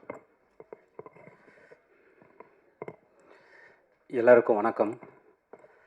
உண்மையிலேயே ரொம்ப ஒரு நெகிழ்ச்சியான ஒரு தருணமாக இருக்குது.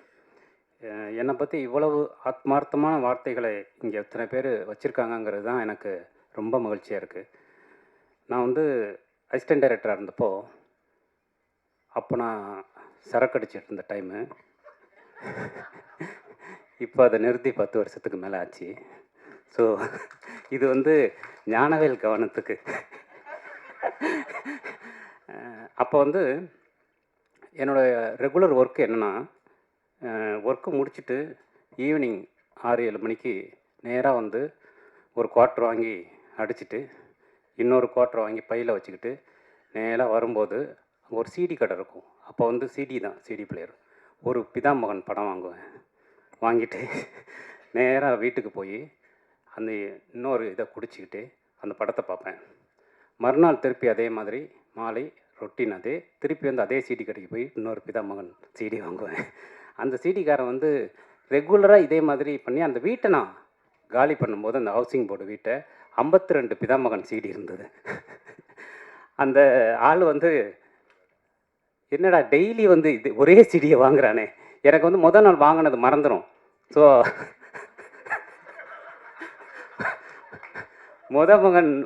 முதல் நாள் வந்து அதே படத்தை வாங்கணுங்கிறது மறந்துடும். எனக்கு அவ்வளவு அந்த படத்து மேலே சொல்லப்போனால் அந்த படம் வந்து எனக்கு ஏற்படுத்தின தாக்கம் தான் அதன் பிறகு இந்த மாதிரி எளிய மனிதர்களை சினிமாவை ஆக்க முடியும் அப்படிங்கிற ஒரு நம்பிக்கையை கொடுத்தது. இப்போ ஃபஸ்ட்டு பாலா சாரை போய் மீட் பண்ண போகும்போது கண்ணன் சார் மூலமாக, விகடன் கண்ணன் சார் மூலமாக போய் பார்க்க போகும்போது நான் அவர்கிட்ட அவருடைய அறைக்கு போனாலே மாரிக்கு தெரியும், அது வந்து வாரணாசியோடைய இன்டோர் மாதிரியே இருக்கும் அந்த அறை. அவரை பார்க்கும்போது சில பேரை பார்க்கும்போது நமக்கு அப்படி ஒரு அதிர்வு உருவாகும். நம்ம என்ன வார்த்தைகள் அவர்கிட்ட பேசுறது அப்படின்னு வார்த்தைகளை தேடக்கூடிய ஒரு விஷயம். நான் அவர்கிட்ட வந்து இந்த 52 சிடி பிதாமகன் சிடியை வந்து என்னுடைய அறையிலேருந்து நான் காலி பண்ணும்போது எடுத்துகிட்டு போனேங்கிறத நான் அவர்கிட்ட சொல்லணும் அப்படிங்கிறத ஒரு பெரிய இது இருந்தது. ஏன்னா ஒரு ஒரு கலைஞனா நான் இதை சொல்லும்போது அவர் ஒரு பெரிய மகிழ்ச்சி அடைவார் அப்படிங்கிறதுனால நான் அவர்கிட்ட இந்த சம்பவத்தை சொன்னேன். அவர் அப்படியா அப்படின்ட்டு அதுக்கப்புறம் அதை பற்றி பேசவே இல்லை. அதுக்கப்புறம் அவர் அமைதியாக. ஸோ அப்படி வந்து எதையுமே தன் பற்றிய தன் படைப்பு பற்றின இவ்வளோ பெரிய பிரம்மாண்டத்துடைய ஒரு துளி கூட அறியாதவராக அவர் இருக்கிறாருங்கிறது வந்து ஒரு மிகப்பெரிய விஷயமா நான் பார்க்குறேன். என்னை போன்ற நிறைய பேருக்கு ஆத்மார்த்தமான வழிகாட்டியாக இருக்கக்கூடிய பாலா சார் இங்கே வந்ததுங்கிறது மிகப்பெரிய மகிழ்ச்சி. இங்கே வந்தது இவ்வளோ தூரம் இருந்தது, இன்றைக்கி அவர் பேசினது. ஏன்னா பாலா சார் வந்து இவ்வளோ நகைச்சுவையாக பேசுவாருங்கிறது எங்களுக்கு தெரியும். அவரோட பர்சனலாக பேசும்போது அவ்வளோ விஷயங்கள் ஷேர் பண்ணி பேசும்போது, பட்டு ஒரு பொது இடத்துல இவ்வளவு மகிழ்ச்சியாக சந்தோஷமாக அவர் பேசினது தான் இந்த விழாவுடைய முதல் சிறப்புன்னு நான் நினைக்கிறேன். Thank you very much sir, thank you, ரொம்ப நன்றி. போட்டியில் நான் ஜெயிச்சிட்டேன். Sasi sir, so thank you. அதே மாதிரி மாரி வந்து மாரியை பற்றி ஃபஸ்ட்டு வந்து கண்ணன் சார் தான் என்கிட்ட சொன்னார். அப்போ ராம்கிட்ட மாரி அசிஸ்டண்ட்டு, டேய் ஒரு பையனை பார்த்தேன்டா ராமுடைய அசிஸ்டண்ட்டு, அவன் ஒரு விஷயம் சொன்னான் பயங்கரமாக இருந்ததுடா அப்படின்னாரு. என்ன அப்படின்னா, இந்த குடிக்கிறது தம் அடிக்கிறது அதை பற்றி கேட்கும்போது அப்போது மாறிக்கிட்ட நீ பண்ணுறது இல்லையா அது அப்படின்னோடனே, இல்லை இப்போ பண்ணுறதில்ல, இன்டர்வலில் இடி விழுந்தா செகண்ட் ஆஃப் இப்படி தான் இருக்கும் அப்படின்னு அப்படின்னு சொன்னாட்டா அந்த பையன். போகிற போக்கில் எவ்வளோ பெரிய விஷயத்தை இப்படி ஒரு டைலாக்காக சொல்லிட்டான் அப்படின்னு தான் மாறி எனக்கு கண்ணன் சார் அறிமுகப்படுத்தினார். அப்படி நான் பார்த்த மாறி, அதன் பிறகு நான் வட்டி முதல் எழுதின பிறகு மறக்கவே நினைக்கிறேன் எழுதின மாரியை பற்றி எனக்கு மதிப்பீடு இருந்ததுங்கிறது கம்மி தான். பரியேறும் பெருமாள் படத்தை 4 ஃப்ரேம்ஸில் நானும் ஹெச் வினோத்தும் பார்த்தோம். பார்த்து முடிச்சுட்டு வெளியில் வந்து ஹெச் வினோத் ரொம்ப ரெஸ்ட்லெஸ்ஸாக இருந்தார். சார் என்ன சார் இது, என்ன எடுக்கிறாங்க என் பசங்க, என்ன எடுத்துட்டான், என்ன படம் சார் இது, எப்படி எடுத்திருக்கான் சார், எனக்கு ரொம்ப வெக்கமாக இருக்குது சார் அப்படின்னு சொன்னார் ஹெச் வினோத். எனக்கு அதை விட பல மடங்கு வெக்கமாக இருந்தது. அப்படியான ஒரு பெரிய அதிர்வை வந்து தமிழ் சினிமாவில் உருவாக்கின மாரி வந்து இன்றைக்கு வரைக்கும் அந்த அதிர்வு குறையாமல் தொடர்ந்து ஒவ்வொரு படத்துலையும் அடுத்த உச்சத்திற்கு செல்லக்கூடிய மாரி வந்து எனக்கும் ஒரு வழிகாட்டி தான். ஏன்னா ஒரு எளிய மனிதர்களின் கதைகளை பேசும்போது அதை வெற்றியாக மாற்றுறதுங்கிறது பெரிய விஷயம். அது நிறைய பேருக்கான கதவுகளை திறந்து வைக்கும். அதுதான் நிறைய பிரச்சனை, என்னை மாதிரியானவங்களுக்குலாம் அது ரொம்ப பிரச்சனை. ஸ்கிரிப்ட் எழுத ஆரம்பிக்கும் போதே எனக்குள்ளேயே ஒரு சென்சாரை ஓப்பன் பண்ணி வச்சுக்கிட்டு உட்காரக்கூடிய ஒரு ஆபத்தான சூழலில் இருக்கும்போது மாரி என் வெற்றி வந்து ஒரு பெரிய நம்பிக்கை வெளிச்சத்தை கொடுக்குது. மாரி வந்து இங்கே பேசின ஆத்மார்த்தமான வார்த்தைகள் இந்த படத்தை பற்றி அவ்வளோ பாசிட்டிவான விஷயத்தை எனக்கே ஏற்படுத்துது. தேங்க்யூ வெரி மச் மாரி என்னுடைய குருநாதர் லிங்குசாமி சார், அவர் என்னை வந்து சினிமாவில் என்னை போன்ற ஒரு மனிதனை சினிமாவில் கரம் பிடித்து அழைத்து செல்வது அப்படிங்கிறது வந்து ஒரு பெரிய விஷயம். ஏன்னா எனக்கு நிறைய பயம் இருந்தது, அதே மாதிரி நிறைய சோம்பேறித்தனம் இருந்தது, நிறைய அலட்சியங்கள் இருந்தது. அதையெல்லாம் உடைச்சி என்னை இந்த இடத்திற்கு அழைத்து வந்ததில் லிங்குசாமியின் சார் பங்குங்கிறது ரொம்ப முக்கியமான விஷயம். அவருடைய அலுவலகம் எனக்கான ஒரு பள்ளிக்கூடமாக இருந்தது. அவர் இன்றைக்கு வந்ததும் ரொம்ப முக்கியமான விஷயமாக பார்க்குறேன். Thank you Lingusamy sir. அதே மாதிரி பிரேம்குமார், நான் அவர்கிட்ட சொன்னேன், நானும் அவரை சந்தித்ததே இல்லை, இப்போ தான் ஃபோனில் பேசுகிறோம். அவருடைய படங்கள் வந்து எகெயின் இந்த மாதிரி ஒரு படம், அதுவும் மெய்யழகன் மாதிரி படத்தையெல்லாம் எடுத்து கொண்டு வந்து இவ்வளவு பேரை ரசிக்க வைக்க முடியுங்கிறது இருக்கு இல்லையா, அமேசிங். உண்மையிலேயே அது வந்து ஒரு சினிமாவில் வந்து அது பெரிய விஷயம். அப்படி ஒரு கதாபாத்திரத்தை எழுதி, ஏன்னா அதெல்லாம் நாவலில் மட்டும்தான் சாத்தியம் அப்படிங்கிற சூழலை உடைத்து சினிமாவில் அதை வெற்றியாக மாற்றினதுங்கிறது ரொம்ப முக்கியமான விஷயம். நீங்கள் வரணும்னு நான் ரொம்ப விரும்பினது அதுக்காக தான், இந்த விஷயத்தை உருவாக்குனதுக்காக தான். Thank you very much. ஞானவேலு என்னோடய மச்சான், அவன் வந்து என்னை பற்றி தொடர்ந்து அவதூறுகளை அவன் பரப்புவதும் அவனை பற்றி தொடர்ந்து நான் அவதூறுகளை பரப்புவதுமாக எங்களுடைய வாழ்க்கை வந்து விக்டோரியா ஹாஸ்டலில் தொடங்கின வாழ்க்கை. எனக்கு வந்து டெய்லி ஒரு தாய்மொழி மாதிரி அந்த விக்டோரியா ஹாஸ்டலை விட்டு கொடுத்த நண்பன். அவன் வந்து நான் அவனுக்கு கொடுக்க வேண்டிய கடன் வந்து ஒரு தனி அக்கௌண்ட்டு. அந்த அக்கௌண்ட்டுக்கு காந்தி கணக்கு கிடையாது, அது ஒன்றிய அரசின் கடன். அப்படி ஒன்று தான் அந்த அக்கௌண்ட்டுக்கு போட்டுக்கணும். ஏன்னா அதெல்லாம் நல்ல விஷயத்துக்கு தான் மச்சான் போணுச்சு. ஸோ அப்படி ஞானவேல் வந்து இங்கே வர்றதுங்கிறது ஒரு நண்பனாக, அவன் அதே மாதிரி ஒரு கலைஞனாகவும் ஜெய்பி மாதிரியான ஒரு படத்தை வந்து இந்திய சினிமாவிற்கு அளித்த மிக முக்கியமான ஒரு கலைஞனாக என் நண்பன் இருப்பதில் எனக்கு பெருமை. அவன் இங்கே வந்தது வந்து இன்னும் எனக்கான பெருமை. அதே மாதிரி மில்டன் சாரு மிகவும் கவித்துவமான ஒரு மனிதர், அபாரமான ஒரு மனிதர். அவர் வந்து கொலுசுகள் பேசக்கூடும் மாதிரி ஒரு கவிதை தொகுப்பு மூலமாக எனக்கு அறிமுகமானவர். இன்றைக்கு ஒரு இயக்குனராக ஒரு பெரிய இடத்துல இருக்கிறவர் வந்தது எனக்கு பெரிய மகிழ்ச்சி. வெங்கடேஷ் சார் ஒரு அற்புதமான ஒரு மனிதர். எனக்கு வந்து நான் அவருக்கு ஃபோன் பண்ணி, சார் கமர்ஷியலாக எப்படி சார் ஒரு கதையை நரேட் பண்ணுறதுன்னு தான் நான் ஃபஸ்ட்டு அவர்கிட்ட கேட்டேன். ஸோ அந்த மாதிரி ஒரு ஸ்பேஸில் இருக்கிற ஒரு நல்ல நண்பராக இன்றைக்கு எனக்கு கிடச்சிருக்கிற வெங்கடேஷ் சார். ரவிக்குமார் அவரும் என்னுடைய ஆத்மார்த்தமான நண்பர். அவர் உள்ளிட்ட இங்கே வந்த அத்தனை பேருக்கும் வந்து இந்த நேரத்தில் நன்றியை நான் தெரிவிச்சுக்கிறேன். இந்த படம் பற்றி நான் சொல்லணும்னா, இந்த படமே நம்பிக்கை சார்ந்த ஒரு படம் தான். இந்த படம் எல்லோருக்கும் ஒரு பெரிய நம்பிக்கையை கொடுக்கணும்னு தான் இந்த படம் எடுக்கப்பட்டது ஒரு அடிப்படையான நோக்கம். இந்த படம் ராஜமுருகன் என்ற மனிதன் மீது அம்பேத்குமார் என்ற மனிதன் வைத்த நம்பிக்கை தான் மயிலாடு, வேறு ஒன்றுமே கிடையாது. அந்த நம்பிக்கையில் உருவான படம் தான் இந்த படம். அம்பேத் என்ற ஒரு மனிதன் இல்லை என்றால் இந்த படம் உருவாயிருக்காது. ஸோ நான் ரொம்ப டவுன்ஃபாலில் இருந்தப்போ என்னை அழைத்து வாழ்க்கை வந்து நீங்கள் தொடர்ந்து ஓடிக்கிட்டே இருக்கணும் சார், ஒரு நாள் கூட உட்காந்துடக்கூடாது அப்படின்னு அடுத்த நாளே படம் பண்ணுறதற்கான ஒரு அலுவலகத்தை எனக்கு தந்த அம்பேத்குமார் சாருக்கு ரொம்ப நன்றி சார். இந்த மாதிரியான ஒரு படம் வந்து நான் இந்த படம் ஜெயிக்கணும்னு மறுபடி ரொம்ப இயற்கையை வேண்டுவது வந்து அம்பேத்குமார் என்ற மனிதனுக்காக தான். அவர் என் மேல் வைத்த நம்பிக்கை வந்து பொய்யாகக்கூடாது அப்படிங்கிறதுக்காக தான்.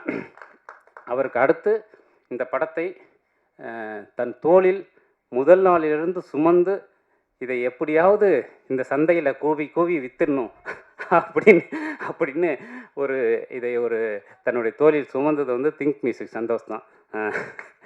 அவர் தான் வந்து இந்த படத்தை பார்த்த நாள்லேருந்து இந்த படத்தை பற்றி எல்லார்ட்டையும் பேசி இன்றைக்கு வரைக்கும் என் கூடவே இருந்துகிட்டு இருக்கிறது திங்க் மியூசிக் சந்தோஷ் தான். அவர் வந்து ஒரு கட்டத்தில் என்ன ஆயிடுச்சுன்னா, இன்றைக்கி வந்து இன்றைக்கி இந்த ஏரியாவில் ஈபி வரல அப்படின்லாம் அவருக்கு ஃபோன் பண்ணுற அளவுக்கு, இதுக்கெல்லாம் எனக்கு ஃபோன் பண்ணுற அப்படிங்கிற அளவுக்கு வந்து அவர் ஒரு ப்ராப்ளம் அப்படின்னா சந்தோஷ் வந்து அந்த இடத்துல இருந்தாருன்னா அது கிளியர் ஆகும் அப்படிங்கிற ஒரு விஷயத்தில் எனக்கு கிடைத்திருக்கக்கூடிய சந்தோஷ். சோமு எப்போவுமே என்னுடைய ஆல் டைம் டார்லிங்னு அவரை சொல்லுவேன். அவர் வந்து ஒரு மகத்தான ஒரு கலைஞன். இந்த படத்துலையும் அவர் சார் சொன்ன மாதிரி கடைசி நேரத்தில் வந்து கை கொடுத்து கூடவே நிற்கிற சோமு. சைத்ரா அவர் சொன்ன மாதிரி தமிழுக்கு கிடைத்திருக்கக்கூடிய மிக அற்புதமான ஒரு நடிகை. இந்த படத்தில் அவங்க ஃபஸ்ட்டு வந்து கால் ஷீட் அந்த மாதிரி பிரச்சனைலாம் இருந்தது, அதெல்லாம் பிரேக் பண்ணி கதையை கேட்டவுடனே உடனே வந்து நடித்து கொடுத்துருக்காங்க. உண்மையிலே தொடர்ந்து அவங்களுக்கு தமிழ் சினிமாவில் ஒரு மிகப்பெரிய எதிர்காலம் இருக்குது அப்படின்னு நான் நினைக்கிறேன். ஷான் வந்து ஷானும் நானும் சேர்றதுங்கிறது ஒரு ஆத்மார்த்தமான பிணைப்பு. அது வந்து இசை மட்டும் இல்லை, நிறைய அதுக்குள்ளே இருக்குது. இலக்கியம், அரசியல், எல்லாம் சமூகம் சார்ந்த அத்தனையும் ஷான்கிட்ட விவாதிக்கலாம். அதெல்லாம் சேர்ந்து தான் அவருடைய இசையாக வருது. அதனால் எப்போவுமே ஷான் வந்து என் கூட இருப்பார், அவர் இசை என் கூட இருக்கும். மயிலாடில் அது இன்னும் அடுத்த கட்டத்தை அடைஞ்சிருக்குன்னு நான் நினைக்கிறேன். நீரவ் சாருக்கு அவருக்கு ஹைதராபாத்தில் ஒரு ஷூட் இருந்ததுனால வர முடியல. இந்த படத்துக்கு அவருடைய ஒளிப்பதிவுங்கிறது ஒரு மிகப்பெரிய பலம். சத்யராஜோட எடிட்டிங், அவர் பல நாட்கள் வந்து அவருடைய வீட்டிலேயே இருந்திருக்கோம், இரவு பகலாக அவர் கூடவே இருந்திருக்கார் துணையாக. அது ரொம்ப அற்புதமான விஷயம். அது ஆர்ட் டைரக்டர் பால்ராஜ் உள்ளிட்ட அத்தனை பேருக்கும், என்னுடைய கோ டைரக்டர் செல்வபாண்டி உள்ளிட்ட அத்தனை பேருக்கும் இந்த நேரத்தில் நான் நன்றி தெரிவிச்சுக்கிறேன். தன் வாழ்நாள் முழுவதும் அகிம்சையை பேசிக்கொண்டே இருந்த காந்தி துப்பாக்கி குண்டுக்கு பலியானார். இன்றைக்கு இந்தியாவின் சீர்திருத்த முகமாக பார்க்கப்படுகிற, உலக அரங்கில் இந்தியாவின் சீர்திருத்த முகமாக பார்க்கப்படுகிற அண்ணல் அம்பேத்கர் தனது சொந்த ஊரில் தேர்தலில் மக்களால் தோற்கடிக்கப்பட்டார். தனது வாழ்க்கை முழுவதும் இடைவிடாமல் இந்த உலகத்தை சிரிக்க வைத்து கொண்டே இருந்த சாப்ளின் தனது தனிப்பட்ட வாழ்க்கையில் சில பல கல்யாணங்கள் செய்து கொண்டு எந்த குடும்ப வாழ்க்கையிலும் நிம்மதியாக இருக்கவே முடியாமல் இருந்தார். இதிலிருந்து நான் கற்றுக்கிட்ட பாடம் என்னென்னா, ஒரு மரணமோ ஒரு தோல்வியோ ஒரு துன்பமோ ஒரு மனிதனின் ஆற்றலை எதுவுமே செய்துவிட முடியாது. அவன் வாழ்ந்த வாழ்க்கை மட்டும்தான் இந்த உலகத்தின் முன்பாக எப்போதும் இருந்து கொண்டே இருக்கும். அந்த நம்பிக்கை மட்டும்தான் வாழ்க்கை. நண்பர்களே, எனக்கு என் வாழ்நாள் முழுவதும் மனிதர்கள் கற்றுக் கொடுத்து கொண்டே இருக்கிறார்கள். நான் மனுஷங்க பின்னாடி ஓடிக்கிட்டே இருக்கேன்.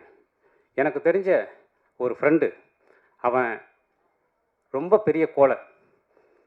அவன் ஒரு லவ் ஃபெயிலியரில் 50 தூக்க மாத்திரை சாப்பிட்டு ஒரு ஆஸ்பத்திரியில் அட்மிட் ஆகி உயிருக்கு போராடி அதுலேருந்து வெளியில் வந்தான்.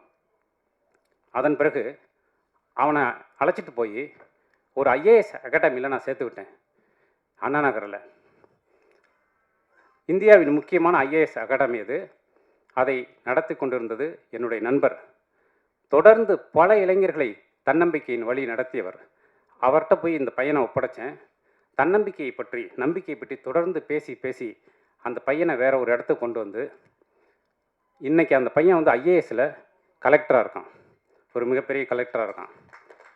ஆனால் அவனை இந்த தன்னம்பிக்கைக்கு அழைத்து கலெக்டராக ஆக்கிய எனது நண்பர், அந்த ஐஏஎஸ் அகாடமியை நடத்தி கொண்டிருந்த அந்த நண்பர் பின்னர் தற்கொலை செய்து கொண்டு செத்து போனார்.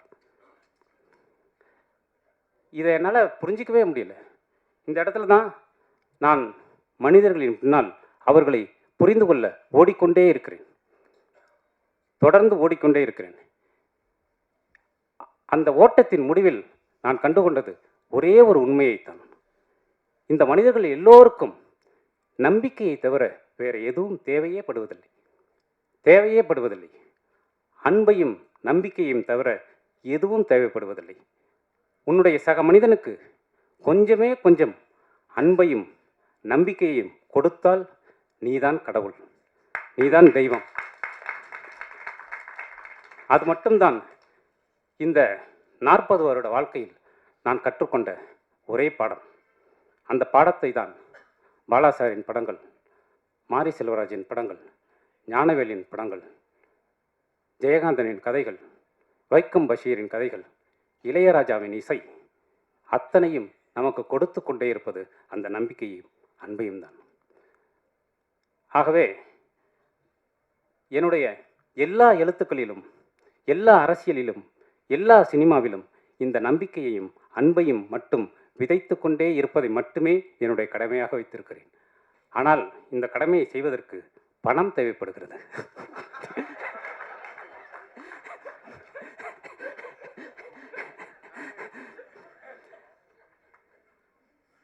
அந்த பணத்தை சம்பாதிக்கும் அளவிற்கு அறிவாளியாக என்னை இயற்கை படைக்கவில்லையே. அதை மட்டும்தான் இப்போ நான் கற்றுக்கணும்னு நினைக்கிறேன். அதனால் எப்படியாவது இந்த மாதிரியான படங்கள் வெற்றி பெற வேண்டும் என்று நினைப்பதற்கு தேவை, நான் நினைக்கிற ஒரே விஷயம் அதுதான். அன்பையும் நம்பிக்கையும் விதைப்பதற்கு இந்த வியாபார சூழலில் பணம் தேவை. அந்த பணத்தை எப்படியாவது மீட்டு தயாரிப்பாளரிடம் கொடுத்து விட வேண்டும். அதனால் இந்த படம் ரிலீஸ் ஆகிற நேரத்தில் நான் ஒரே ஒரு நொடிக்காக தான் காத்திருக்கிறேன். அது இந்த படம் வெற்றி என்கின்ற நேரத்தில் எனது தயாரிப்பாளர் அம்பேத்குமாரின் முகத்தில் பூக்கிற ஒரே ஒரு புன்னகைக்காக மட்டுமே நான் காத்திருக்கிறேன். அதை நிச்சயமாக இந்த சமூகம் திருப்பி தரும் அப்படின்னு நான் நம்புகிறேன்.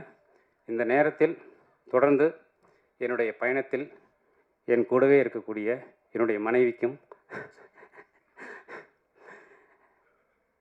யுகபாரதி அண்ணனுக்கும், ஏன்னா அவரை பற்றி நான் தனியாக பேசலை, அவர் தான் நான் அப்படிங்கிறதுனால தனியாக பேசலை, என்னுடைய குடும்பத்தாருக்கும் நெகிழ்ச்சியான, ஏன்னா அவங்க இல்லைன்னா இந்த விஷயத்தை பீஸ்ஃபுல்லாக பண்ண முடியாதுன்னு உங்களுக்கும் தெரியும், எனக்கும் தெரியும்.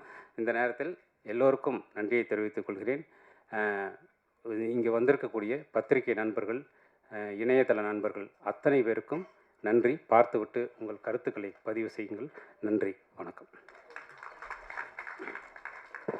Sir thank you sir, thank you so much. சாரோட வட்டியும் முதலும் மிகப்பெரிய ஒரு வெற்றி அடையும் அப்படின்றத நம்ம ஆரம்பத்திலே சொல்லிக்கலாம். ஸோ முதலாவதாக இந்த படத்துடைய முக்கியமான கதாபாத்திரம், ஒரு கதாபாத்திரம் கொடுத்தா கிட்டத்தட்ட அந்த கதாபாத்திரமாகவே வாழக்கூடிய ஒருத்தர் யதார்த்தமாக தான் நடிக்கிறாரு திரையில் அப்படின்னு பார்த்தா நேர்லேயும் ரொம்ப யதார்த்தமாக தான் இருப்பார். ஸோ ரொம்ப முக்கியமான ஒரு பில்லர் அப்படின்னே சொல்லலாம். ராஜமுருகன் சாரோடைய முக்கியமான பில்லர் குரு சோமசுந்தரம் சார் அவர்களை சில வார்த்தைகள் பேச அன்போடு மேடை கலைக்கிறோம்.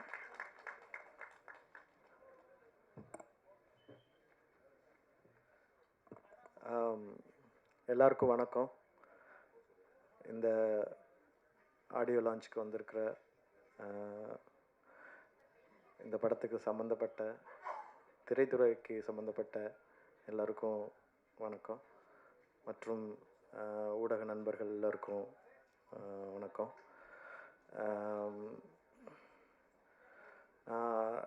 அவர் ராஜமுருகன் அவர்களை வந்து குக்குனுடைய ஒரு கேரக்டருக்காக என்னை மீட் பண்ணார். அதான் ஃபஸ்ட் டைம் நான் அவரை மீட் பண்ணேன்.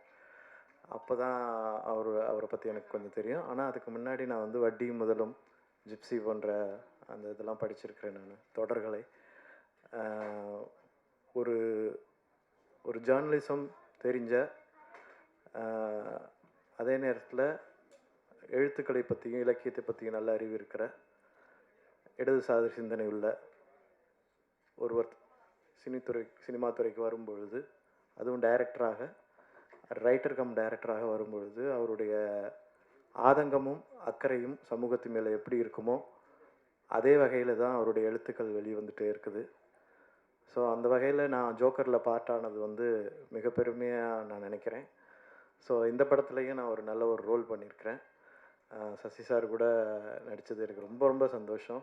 எஸ்பெஷலி சைத்ரா, அவங்கள விட்டுறாதீங்க. தமிழ் சினிமாவுக்கு தேவையான நடிகை அவங்க. ரொம்ப நல்லா நடிச்சிருக்கிறாங்க. மற்ற எல்லா கேரக்டர்ஸும் ரொம்ப ரொம்ப நல்லா பண்ணியிருக்கிறாங்க. ரெண்டாவது, இந்த விழாவின் நாயகனான ஷான் ரோல்டன் அவர்கள் வந்து நிறையா பேசணும். நாங்கள் நேற்றுக்கு வந்து ஒரு இன்டர்வியூவில் இருந்தபோது தான் நிறையா பேசினோம். அதனால் இப்போ என்ன பேசுகிறதுன்னு தெரியல. ஸோ எல்லாருடைய பேச்சுக்கள்லேயும் தெரிஞ்சது வந்து ஒரு வாழ்க்கையை வந்து முழுமையாக பார்த்து அதனுடைய சுகதுக்கங்கள் அனுபவித்து அதுலேருந்து ஒரு ஆர்ட் ஃபார்ம் எடுத்து அதில் மெனக்கட்டு ஒரு வேலை செஞ்சு ஒரு தனி நிகர் ஒரு அடையாளமாக இங்கே எல்லோரும் உட்காந்துருக்குறோம். அதுக்கு காரணமே ஒவ்வொருத்தர் மனசில் இருக்கிற ஆதங்கமும் அதோடு கூடிய ஒரு அக்கறையுமாக தான் நான் பார்க்குறேன். ஸோ அதுதான் வந்து ஒரு ஒரு நல்ல சினிமாவை, மக்களுக்கான சினிமாவை எடுக்கிறதுக்கும் அதுக்கு உறுதுணை ஆகிறதுக்கும் உதவுது. ஸோ அந்த வகையில் ஒலிம்பியா பிக்சர்ஸினுடைய ப்ரொடியூசர் அம்பேத்கர் அவர்களுக்கும் என்னோடய நன்றியை தெரிவிச்சுக்கிறேன். இந்த மாதிரி படங்களை வந்து கதைகளை கேட்டுட்டு இதில் என்ன கமர்ஷியல் ஐட்டம் இருக்குது அப்படிங்கிற மாதிரி எதுவும் யோசிக்காமல் ஒரு படத்தை, மக்களுக்கான ஒரு படத்தை, அதுவும் ராஜமுருகன் போன்ற அவருடைய எழுத்துக்களோடு கூடி வர்ற படத்தை வந்து ப்ரொடியூஸ் பண்ணுறது மிக சிறப்பான விஷயம். இந்த மாதிரி படங்கள் வந்து நிறைய வெளியே வரணும். ஏன்னா எல்லாத்துக்கும் ஷோகேஸில் எல்லாத்துக்கும் இடம் இருக்குது. தங்க ஆபரணங்கள் மட்டும் இல்லை, வைர ஆபரணங்கள் மட்டும் இல்லை, இரும்பில் செஞ்ச ஒரு கலைப்பொருளுக்கும் ஷோகேஸில் இடம் இருக்கும். ஸோ அந்த வகையில் இது வந்து மிகப்பெரிய ஷோகேஸாக இருக்கும் ஆடியன்ஸுக்கு நான் நம்புகிறேன். எஸ்பெஷலி ஷான் ரோல்டோட மியூசிக் கேட்கவே வேணாம். நான் ஒரு அதிர்ஷ்டக்காரன்னு சொல்லலாம். என்னுடைய 3 படங்கள் நான் நடித்த 3 படங்களில் இருந்திருக்கேன். அவருடைய மியூசிக்கில் வந்து ரொம்ப நல்லா வந்திருக்கு. ஜோக்கர், பாட்டில் ராதா, அப்புறம் இப்போ மயிலாடு. ஸோ இந்த படம் வந்து ரிலீஸ் ஆக போகுது February 13.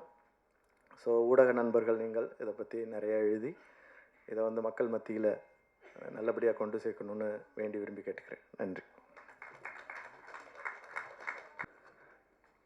புதிய புதிய டெக்னாலஜிஸையும் சரி, சயின்ஸ் ஃபிக்ஷனையும் சரி தமிழ் சினிமாவுக்கு தொடர்ந்து கொடுத்துட்ருக்கும் இயக்குனர் ரவிக்குமார் அவர்களை அன்போடு பேச அழைக்கிறோம். வாங்கண்ணா.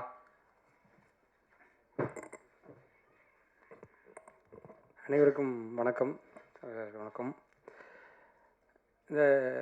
இந்த படம் பொதுவாகவே இப்போது இந்த ஆடியோ லான்ச் இந்த மாதிரி நிகழ்ச்சிக்கு முன்னாடி படம் பார்க்குற ஒரு வாய்ப்பு ரீசெண்டாக கிடைக்கிறதுனால கான்ஃபிடெண்ட்டாக அந்த படத்தை பற்றி பேச முடியுது. வெறும் ஒரு சம்பிரதாயமான வாழ்த்துக்களாக இல்லாமல் அந்த படம் நம்ம பார்த்துட்டோம், அந்த படம் நமக்குள்ள என்ன தாக்கத்தை ஏற்படுத்துச்சுங்கிறத ஒரு தைரியமாக சொல்ல முடியுது.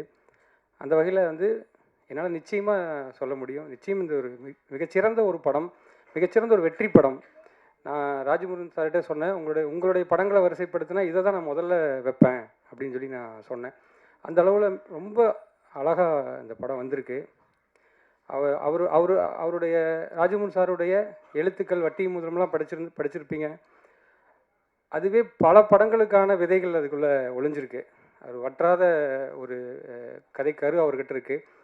இந்த படம் வந்து தமிழகம் அறிந்த, தமிழகத்துக்கு தேவைப்படுகிற, தெரிந்து கொள்ள வேண்டிய ஒரு முக்கியமான சம்பவத்தை எடுத்துக்கிட்டு அதை அவ்வளோ திறமையாக, அவ்வளோ அழகாக ஒரு திரைக்கதை அமைச்சு, டெக்னிக்கல் பார்ட்ஸ் அல்லது அவர் சொல்ல வந்தது எல்லாத்தையும் தாண்டி இந்த படம் பேசுகிற அந்த ஒரு உணர்வுபூர்வமான விஷயம் உங்கள் எல்லாருக்குமே பிடிக்கும். எல்லாரும் பாராட்டும்படியான ஒரு படமாக மயிலாட் இருக்குன்னு நான் உங்களுக்கு தெரிவிச்சுக்கிறேன்.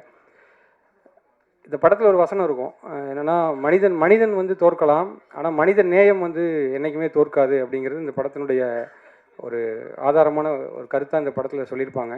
அதுபோக ஒரு படைப்பு கூட தோற்றலாம், ஆனால் ஒரு படைப்பால் என்றைக்குமே தோற்க மாட்டான் அப்படிங்கிறதுக்கு வந்து நிறைய பேர் உதாரணம் இருக்காங்க. இந்த படத்தில் ராஜமுருகன் சாருக்கு மிக மிக சப்போர்ட்டிவாக இருந்து இந்த படத்தை இந்த இடத்துக்கு கொண்டு வந்திருக்கக்கூடிய தயாரிப்பாளரும் சரி, இந்த படத்தில் என்னுடைய நாயகராக இருக்கிற சசிகுமார் சாருக்கும் ஒரு பெரிய நன்றியை தெரிவிச்சுக்கிறேன். ஏன்னா சசிகுமார் சார் வந்து ரீசன்ட் டைமில் நடிச்சுட்டு வந்த படங்கள் எல்லாமே வந்து ரொம்பவே வந்து ஒரு தமிழ் சினிமாவில் சில காலங்கள் விட்டுட்டு அந்த உன்னதமான மனிதர்களை காட்சிப்படுத்துகிற ஒரு படங்களாகவே அவரோட படங்கள் இருக்குது. அயோத்தி ஆகட்டும், அதுக்கப்புறம் அந்த டூரிஸ்ட் ஃபேமிலி ஆகட்டும், எல்லாமே மிகச்சிறந்த ஒரு உன்னதமான மனிதரை வந்து அவர் கண்ணு முன்னாடி காமிக்கிறாரு. அந்த படங்கள் பார்த்து முடிக்கும்போது நம்ம மனசுக்குள்ளே ஏற்படக்கூடிய ரொம்ப பாசிட்டிவான ஒரு தன்மையாகட்டும்.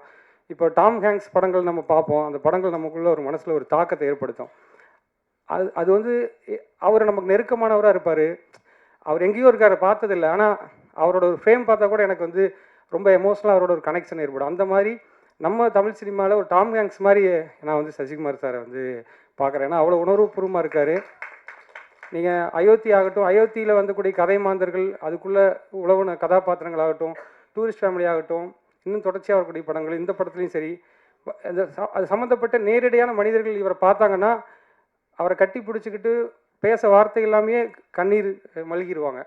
ஏன்னா அவருடைய கதாபாத்திரம் வந்து அவ்வளோ தூரம் அவங்க வந்து மனசுக்கு நெருக்கமான கதாபாத்திரமாக, நெருக்கமான மனிதராக நம்ம தமிழ் திரையில் இப்படி அவர் வந்து அடுத்தடுத்த இடத்த வரும்போது பார்க்கல ரொம்ப சந்தோஷமாக இருக்குது. இந்த படம் வந்து அவருக்காகவும் ராஜமுருகன் அவருக்காகவுமே மிகப்பெரிய வெற்றியை இந்த படம் அடையும். இசை வந்து சாண்ட்ரோல்டன் அவருடைய இசை வந்து படத்தில் கிட்டத்தட்ட ஜெய்பீமுக்கு அப்புறமா எனக்கு ஜெய்பீம்க்கு நிறைய படங்கள் நல்ல படம் இருக்குது. பட் இந்த படம் எனக்கு அதே அளவுக்கு ஜெய்பீம் அளவுக்கு எனக்கு ஒரு தாக்கத்தை இசையில் கொடுத்துச்சு. டெக்னிக்கல் இதில் சொல்ல வேண்டியதில்லை, நீரவ் சார் கேமராவும் சூப்பராக இருக்குது. ஸோ இந்த படம் உங்களுக்கு எனக்கு தெரிஞ்சு நான் என்னோடய எக்ஸ்பீரியன்ஸே உங்களுக்கும் கிடைக்குன்னு நம்புகிறேன். ஒரு உணர்வுபூர்வமான தேவையான செய்தியை சுவாரஸ்யமாக எடுத்த ஒரு திரைப்படமாக இருக்கும். இந்த நிச்சயமான வெற்றி படத்தை பார்க்க வாய்ப்பு கொடுத்த குழுவினருக்கும் பேச வாய்ப்பு அளித்த குழுவினருக்கும் நன்றி. Super sir. சசிகுமார் சார் பற்றி ரொம்ப எமோஷனோடு பேச அழைக்கிறோம்.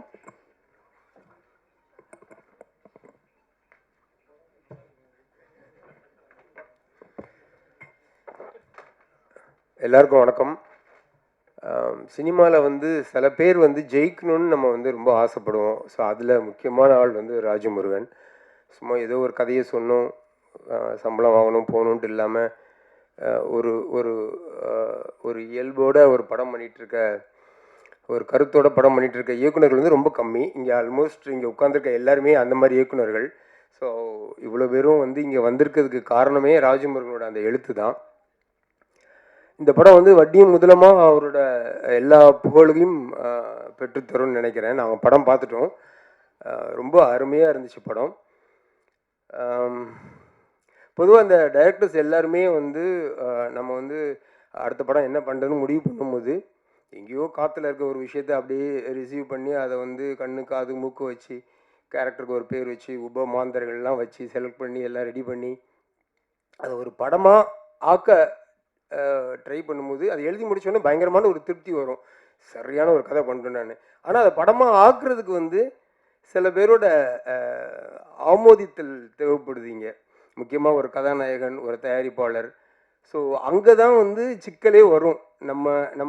நம்ம விஷன் அவங்களுக்கு கன்வே பண்ணி அதை ஓகே வாங்குறதுங்கிறது வந்து ஒரு மிகப்பெரிய ப்ராசஸாக இருக்கும். அது டயர்டிங் ப்ராசஸாக வேறு இருக்கும். நம்ம வந்து உட்காந்து எழுதினப்போ இருந்த ஒரு உற்சாகமோ அதை வந்து ஒரு திரைப்படமாக நம்ம பார்த்துட்டோம், ஆனால் அது இவங்களுக்கு புரிய வச்சு அதை வந்து கன்வெர்ட் பண்ணி ஃப்ளோருக்கு கொண்டு போகிறதுல இருக்கிற ஒரு டயர்ட்னஸ் இருக்குல்ல, அது வந்து பயங்கரமான ஒரு விஷயம். ஸோ அது வந்து ஒரு திரைப்படத்தில் முக்கியமான ஸ்டேஜ்னு நினைக்கிறேன். ஸோ அப்படி பார்க்கும் பொழுது இந்த கதையை இது இப்படிப்பட்ட ஒரு படமாக வரும்னு நம்பி இதுக்கு ஓகே சொன்ன சசிகுமார் சாருக்கும் ப்ரொடியூசர் சாருக்கும் வந்து ஒரு தேங்க்ஸ் சொல்லிக்கணும் நம்ம எல்லாருமே. ஏன்னா ராஜமுருகனோட ப்ரீவியஸ் படம் வந்து இது எந்த மாதிரியான படம்னு சரியாக ரிசீவ் பண்ணப்படாததுனால தான் அது வந்து அந்த மாதிரி படமாக அது வராமல் போயிடுச்சு. அந்த படம் ஃபுல் ப்ராசஸ் நான் கூட இருந்தனால எனக்கு தெரியும். அதுவும் வந்து ரொம்ப ஒரிஜினலான ஒரு அருமையான ஒரு சொல்லப்பட வேண்டிய ஒரு கதை. அதை வந்து அவர் நினச்ச மாதிரி நினச்ச படமாக எடுத்திருந்தாங்கன்னா அது வந்து வேறு ஒரு படமாக இருந்திருக்கும். ஸோ அதனால் அவரோட ஷான் ரோல்டன், நீரோஷா எல்லா அந்த டீம், ஏன்னா சசிகுமார் சார் அப்புறம் அந்த ஹீரோயின் எப்படி ஒரு கேரக்டரோ அதே மாதிரி தான் ஷான் ரோல்டன், நீரோஷாவும் இது ஒரு கேரக்டர் தான் இருந்திருக்காங்க. எங்கேயுமே யாருமே தனித்து தெரியவே இல்லை. ரொம்பவும் ஒரு முழுமையான ஒரு படமாக இருந்துச்சு. வேறு சொல்லணும், ரொம்ப குசும்புக்காரர் இவர். பாருங்கள் படத்தோட ட்ரெய்லரோட ஓப்பனிங் பாருங்கள், எம்எல்ஏ சொன்னாலே கேட்க மாட்டேன் அப்படின்னு சொன்னோன்னா தயாரிப்பு ஒலிம்பியா பிக்சர்ஸ் வருது. என்னத்தை சொல்கிறது. அண்ட் ஹீரோயின் அவங்களோட பாடி லாங்குவேஜ், அந்த ட்ரைசைக்கிள் உட்காந்து வரும்போது பார்த்துருப்பீங்க, அப்படியே வேறு ஏதோ ஒரு பொண்ணு மாதிரி, அது ரொம்ப நல்லா இருந்துச்சு. டோட்டலாகவே இந்த படம் வந்து ரொம்ப நல்ல படம். இந்த சமூகத்துக்கு வந்து ரொம்ப தேவைப்படுற ஒரு படம்னு சொல்லி பயமுறுத்திட வேண்டாம். நல்ல கமர்ஷியலான படம், நல்லா இருக்குது. ஜோக்கர் அண்ட் குக்கு அந்த வரிசையில் வந்து இது வந்து 100% இது வந்து வேறு ஒரு லெவலில் இருக்க படம்.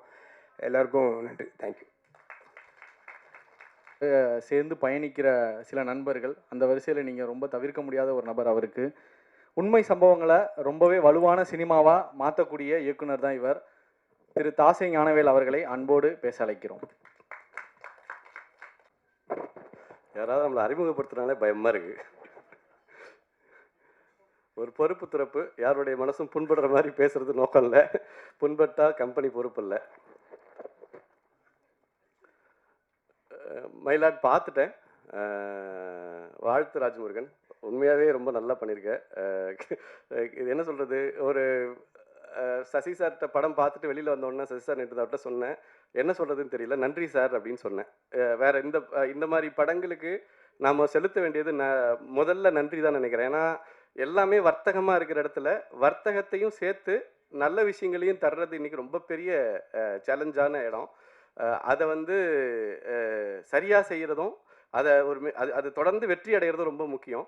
ஸோ அந்த வரிசையில் கிட்டத்தட்ட இங்கே முன் வரிசையில் உட்காந்துருக்கிற எல்லா இயக்குநர்களுமே வந்து அந்த விஷயத்தை வந்து எந்த நெருக்கடிக்கு நடுவுலையும் தன் சாயம் போகாமல் செய்யக்கூடிய படைப்பை தரக்கூடியவர்களாக இருக்காங்க. அந்த வகையில் வந்து ராஜமுருகன் வந்து எனக்கெல்லாம் முன்னோடி. பத்திரிகையிலையும் சரி அல்லது படம் எடுக்க வரதுலையும் சரி, என்ன மாதிரி கதைகள் சொல்லணும், எப்படி சொல்லணுன்ற இந்த விஷயங்களில் எந்த இடத்துலையும் நெருக்கடிகளோட போய் தொலைஞ்சு போயிடக்கூடாது அப்படிங்கிறது, இது எல்லாத்துக்குமே வந்து ராஜமுருகன் பல வகையில் முன்னோடி. அந்த மாதிரியான விஷயந்தான். ராஜமுருகன் எந்த அளவுக்கு படத்துக்கும் படைப்புக்கும் வித்தியாசம் இல்லாதவர் அப்படின்னா, இப்போ அவர்கிட்ட நீங்கள் கடன் கேட்குறீங்கன்னா இருந்தால் கொடுத்துருவாரு, இல்லைன்னா கூட என்கிட்ட வாங்கி கொடுத்துருவாரு.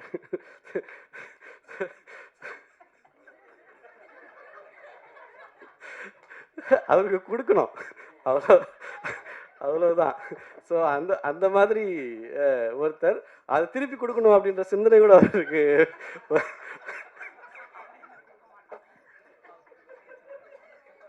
ஸோ ஒரு படைப்பில் வந்து அப்படியே இது எதிரொலிக்கும், எந்த இடத்துலையுமே இது மிஸ் ஆகாது. எளிய மனிதர்களை குறித்து எப்பொழுதும் யோசிக்கிற, ரொம்ப தேவை உள்ளவர்களை நோக்கி எப்போதும் கரணிட்டுக்கிற, தன்னுடைய ஒவ்வொரு எழுத்தையும் அதற்காக செலவு பண்ணணும்னு நினைக்கிற மிக மிக முக்கியமான ஒரு சிந்தனையாளன் ராஜமுருகன். ஸோ அந்த சிந்தனைக்கு வந்து துணை நிற்கிறது, அந்த சிந்தனை இவ்வளோ பெரிய பிரம்மாண்டமாக மாறுறதுக்கு இது பண்ணக்கூடிய சசி சாருக்கு வந்து நான் ஏன் நன்றின்னு சொல்கிறேன்னா, அது இந்த ஒரு படத்துக்கு மட்டும் இல்லை, இப்போ இந்த சூழல்ல ஒரு ஒரு ஹீரோ முஸ்லீம் கேரக்டர் பண்றது இட் இஸ் நாட் ஈஸி. நீங்க அப்படி கதாபாத்திரத்தை எழுதுறதுக்கே 100 தடவை யோசிக்க வேண்டிய இடத்துல இருக்கும். ஒரு அயோத்தி அப்படிதான் இன்னைக்கு மனசுல நிக்குது. எந்த காலகட்டத்துல அந்த படமும் அந்த கேரக்டரும் வருதுன்னு முக்கியம். நந்தன் எந்த காலத்துல எந்த காலகட்டத்துல அது வருதுன்னு முக்கியம். நான் அப்படிதான் வந்து மயிலாடியும் பார்க்குறேன். இந்த மாதிரி ஒரு ஒரு ஒரு எந்த பிம்பத்துக்குள்ளேயும் தன்னை ஒழிச்சிக்காம கதைக்கு முழுசாக ஒப்படைச்சு இப்படி வர்றதுன்றது எங்களை மாதிரி டைரக்டர்ஸ்க்கு ரொம்ப என்ன சொல்கிறது, ஒரு ஆபத் பாண்டவனுடைய இடம் தான் அது. ரொம்ப நன்றி சார். உண்மையாகவே நான் வந்து அதை நன்றியாக தான் நான் பதிவு செய்ய விரும்புகிறேன். இப்போ சசி சார் இந்த இடத்துல ஒரு போஸ்டரில் இருக்கிறப்போ இந்த படத்துக்கு போகலாம் அப்படிங்கிற ஒரு இது வந்து எல்லாருக்கும் வருது இல்லையா, அந்த பலத்தை இந்த மாதிரி கதைகளுக்கு அவர் கொடுக்குறாரு அப்படிங்கிறது ரொம்ப வரவேற்க வேண்டிய ஒரு விஷயம். தொடர்ந்து அவர் அதை செய்யணும். அந்த வெற்றியை நம்ம அவருக்கு திரும்ப தரணும். நம்ம இந்த மாதிரி செய்கிறதுக்கு இது ரெண்டுமே ஒரு மியூச்சுவலான விஷயம் அப்படின்னு எனக்கு தோணுது. அதே மாதிரி குரு சோமசுந்தரம் சொன்ன இதை நான் வந்து வழிமொழிகிறேன். சைத்ரா வந்து நம்ம தவற விடக்கூடாத ஒரு நடிகை. ரொம்ப ரொம்ப அற்புதமாக பண்ணியிருக்காங்க. அந்த கேரக்டருக்கும் அவங்கள நேரில் பார்க்குறதுக்கும் சம்மந்தமே இல்லை. அந்த ஊரில் வாழ்கிற ஒரு பொண்ணாகவே அவங்க வந்து அந்த படத்துக்குள்ளே இருந்திருக்காங்க. வெர்சடைல்னு சொல்லக்கூடியதில் வந்து பார்த்திங்கன்னா இந்த டீமில் 2 பேர் இருக்காங்கன்னு நினைக்கிறேன். ஒன்று வந்து குரு சோமசுந்தரம் சார். அவர் இதில் ஒரு கதாபாத்திரம் பண்ணியிருக்காரு. கிட்டத்தட்ட அவர் இதுக்கு முன்னால் பண்ண கதாபாத்திரமும் அதுவும் ஒரே மாதிரி தான் இருக்கும். ஆனால் ஒரு பாடி லாங்குவேஜில் அதை அப்படியே கம்ப்ளீட்டாக மாற்றி வேற ஒன்றா தரக்கூடிய, அதை மறக்கடிக்கிற ஒரு வித்தை தெரிஞ்ச ஆகச்சிறந்த ஒரு நடிகர். ரொம்ப சந்தோஷம். அவர் இந்த இதுக்குள்ள ஒரு பெரிய பங்களிப்பை கொடுத்துருக்காரு. அடுத்த வெர்சடைல் வந்து நம்ம ஷான் ரோல்டன். என்னன்னு எடுத்திங்கன்னா போன வாரம் பார்த்திங்கன்னா வித் லவ், இந்த வாரம் பார்த்திங்கன்னா மைலாட். ரெண்டும் 2 வேற வேற ஜானர். ஆனால் 2க்குள்ளேயும் ஷானோட சோல்ஃபுல்னஸ் இருக்கும். ஸோ வித் லவ்லையும் நீங்கள் வந்து அந்த படத்துக்கும் அந்த ஜானருக்கும் என்ன தேவையோ அது அப்படியே கம்ப்ளீட்டாக தருவாப்புல. அதே தான் வந்து மைலாட்னுடைய கிளைமேக்ஸில் ஒரு சாங் இருக்குது. அது வந்து நான் இந்த கதைகளை வந்து எப்படி பார்க்குறேன்னா, இந்த படங்கள் எப்படி பார்க்குறேன்னா, இது வந்து ஒரு டீடாக்ஸ் பண்ணுதுன்னு நினைக்கிறேன். இந்த சொசைட்டியில் நம்மளை சுற்றி இருக்கக்கூடிய விஷயங்களில், இப்போ சாப்பிட்ற விஷயங்களில் எல்லாம் தப்பாயிடுச்சுன்னா நம்ம டீடாக்ஸ் பண்ணிக்கணும்னு நம்ம நினைக்கிறோம் இல்லையா. இங்கே உட்காந்துருக்கிற முதல் வரிசையில் உட்காந்துருக்கக்கூடிய எல்லா படைப்பாளிகளுமே வந்து எங்கேயோ ஏதோ ஒரு இடத்துல சுற்றி நடக்கக்கூடிய இந்த விஷயங்களை டீடாக்ஸ் பண்ணுற மாதிரி தான் வந்து அதை செய்கிறாங்க. அது ரொம்ப ஈஸியாக செய்யலை, ரொம்ப மெனக்கெட்டு செய்கிறாங்க. நம்ம எல்லாரும் சேர்ந்து கை கொடுத்தோன்னா வந்து அது இன்னும் கொஞ்சம் அந்த பயணம் எளிதாக இருக்கும் அப்படின்னு நம்புகிறேன். இந்த மாதிரி படங்களை முதலீடு போட்டு இதை கொண்டு வந்து இதை இது பண்ணுறதுக்கும் வந்து பெரிய நன்றியை சொல்லணும். தயாரிப்பாளருக்கும் பெரிய நன்றி. ரொம்ப நேரம் எடுத்துக்க விரும்பலை. இது கிட்டத்தட்ட நமக்கு நாமே திட்டம் மாதிரி இங்கே வந்திருக்கக்கூடிய எல்லா இயக்குநர்களும் நம்ம கதைகளை நம்மளே வந்து முன்னால் நின்று பேசணும் அப்படின்றதுக்காக வந்திருக்காங்க. ஸோ அந்த வகையில் ராஜமுருகன் சார்பாகவும் சேர்த்து ஒவ்வொருத்தருக்கும் நன்றி சொல்லிக்கிறேன். இந்த படம் மிகப்பெரிய வெற்றி அடைய எல்லாருமே துணை நின்று இதை கொண்டு போய் எல்லாருக்கும் சேர்க்கறதுக்கு இதுக்குன்னு சொல்லி நான் மனப்பூர்வமாக கேட்டுக்கிறேன். ரொம்ப நன்றி. Thank you sir. அடுத்ததாக கூப்பிட போகிற நபருக்கும் ராஜமுருகன் சாருக்கும் இருக்கிற அந்த லவ் ஸ்டோரின்றது நெவர் எண்டிங் லவ் ஸ்டோரி தான். கிட்டத்தட்ட குக்குல ஆரம்பித்த இவங்களுடைய பயணம் தொடர்ந்து இப்போ மயிலாடு வரைக்கும் தொடர்ந்துக்கிட்டே இருக்குது. எசகாத்தா அப்படின்ற பாடல் மூலியமாக இந்த கிட்டத்தட்ட நம்மளுடைய பிளேலிஸ்ட்டில் அந்த பாடல் வந்து தவிர்க்க முடியாத ஒரு பாடலாகவே மாறி இருக்கு. லிரிசிஸ்ட் யுகபாரதி அவர்களை அன்போடு பேச அழைக்கிறோம்.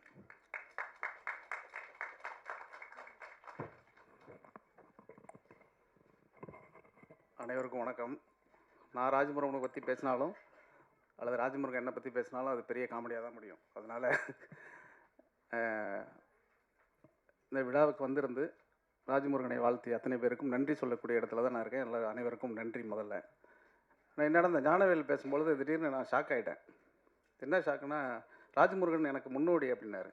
2 பேரும் ஒன்றா ஊர் பூரா சுற்றிட்டு இருந்த பசங்க திடீர்னு மேடைக்கு வந்தோடனே முன்னோடின்னு சொன்னோடனே நான் பதறி போயிட்டேன். இந்த படம் வந்து எல்லா விதத்திலும் ராஜமுருகனுக்கு வெற்றியை தரும் அப்படிங்கிறதுல எந்த சந்தேகமும் இல்லை. குறிப்பாக இந்த விழாவுக்கு நான் வந்தது வந்து எல்லாருக்கும் நன்றி சொல்வதுதான். குறிப்பாக வந்து தயாரிப்பாளர் அம்பேத்துக்கு, அதற்கு பிறகு சுப்பிரமணியபுரத்துக்கு முன்னால் இருந்து இன்று வரைக்கும் அதே நேசத்தோடு, அளவு மாறினா பண்பு மாறிடும்னு சொல்லுவாங்க பொதுவாக, எந்த அளவுக்கு போனாலும் அந்த பண்பை மாற்றிக்கொள்ளாத சசிகுமாருக்கு, அதற்கு பிறகு இந்த படத்தினுடைய இசை ஷானோட பணியாற்றும் போது எப்படி இருக்கும் என்னங்கிறதெல்லாம் நிறைய இன்டர்வியூ கொடுத்துட்டோம். அதனால் இந்த மேடையிலையும் பேசணும் இல்லைன்னா நிறைய பேர் பேச வேண்டியது இருக்கிறதுனால ஷானோட இந்த பணியாற்றக்கூடிய இந்த அற்புதமான வாய்ப்பு, ஜெய்பீமில் எப்படி வந்து மண்ணிலே ஈரம் உண்டோ அதே மாதிரி இதில் ஒரு பாடல் இருக்குது. அந்த பாட்டை பற்றி ஷான் பேசும்போதோ அல்லது ராஜமுருகன் பேசும்போதோ சொல்லிவிடுவாங்க. எல்லா விதத்திலும் இந்த படம் மிகப்பெரும் வெற்றி படமாக அமையும் என்பதில் சந்தேகம் இல்லை. எல்லோரும் படம் பார்த்துட்டேன்னு சொன்னாங்க. இந்த படத்தை நான் பார்க்கல. ஏன்னா இது எழுதுறதுக்கு முன்னாடியிலேருந்து இந்த கதை தெரியுங்கிறதுனால இது ஆகச் சிறந்த வெற்றி படமாக அமையும் என்பதில் எனக்கு எந்த சந்தேகமும் இல்லை, உங்களுக்கும் அந்த சந்தேகம் இருக்க வாய்ப்பில்லை என்று தெரிவித்துக் கொள்கிறேன். நன்றி, வணக்கம். Thank you sir, thank you so much. இவரோட படங்களில் இருக்கிற சின்ன சின்ன எமோஷன்ஸ் நம்ம அந்த திரையை விட்டுட்டு வீட்டுக்கு போகும்போதும் நம்மளை அதுக்கப்புறம் தான் யோசிக்க வைக்கும். என்னமோ பண்ணிட்டார் இந்த மனுஷன் அப்படின்ற அந்த ஒரு தாட்டை வந்து கொடுக்கும். கிட்டத்தட்ட அவருக்கு இப்போ வந்து ஒரு பட்ட பெயரே வந்துருச்சு, மென்மையான இயக்குனர் அப்படின்னு சொல்லி எல்லாருமே கூப்பிட ஆரம்பிச்சிட்டாங்க. மென்மையான இயக்குனர் திரு பிரேம்குமார் அவர்களை அன்போடு பேச அழைக்கிறோம்.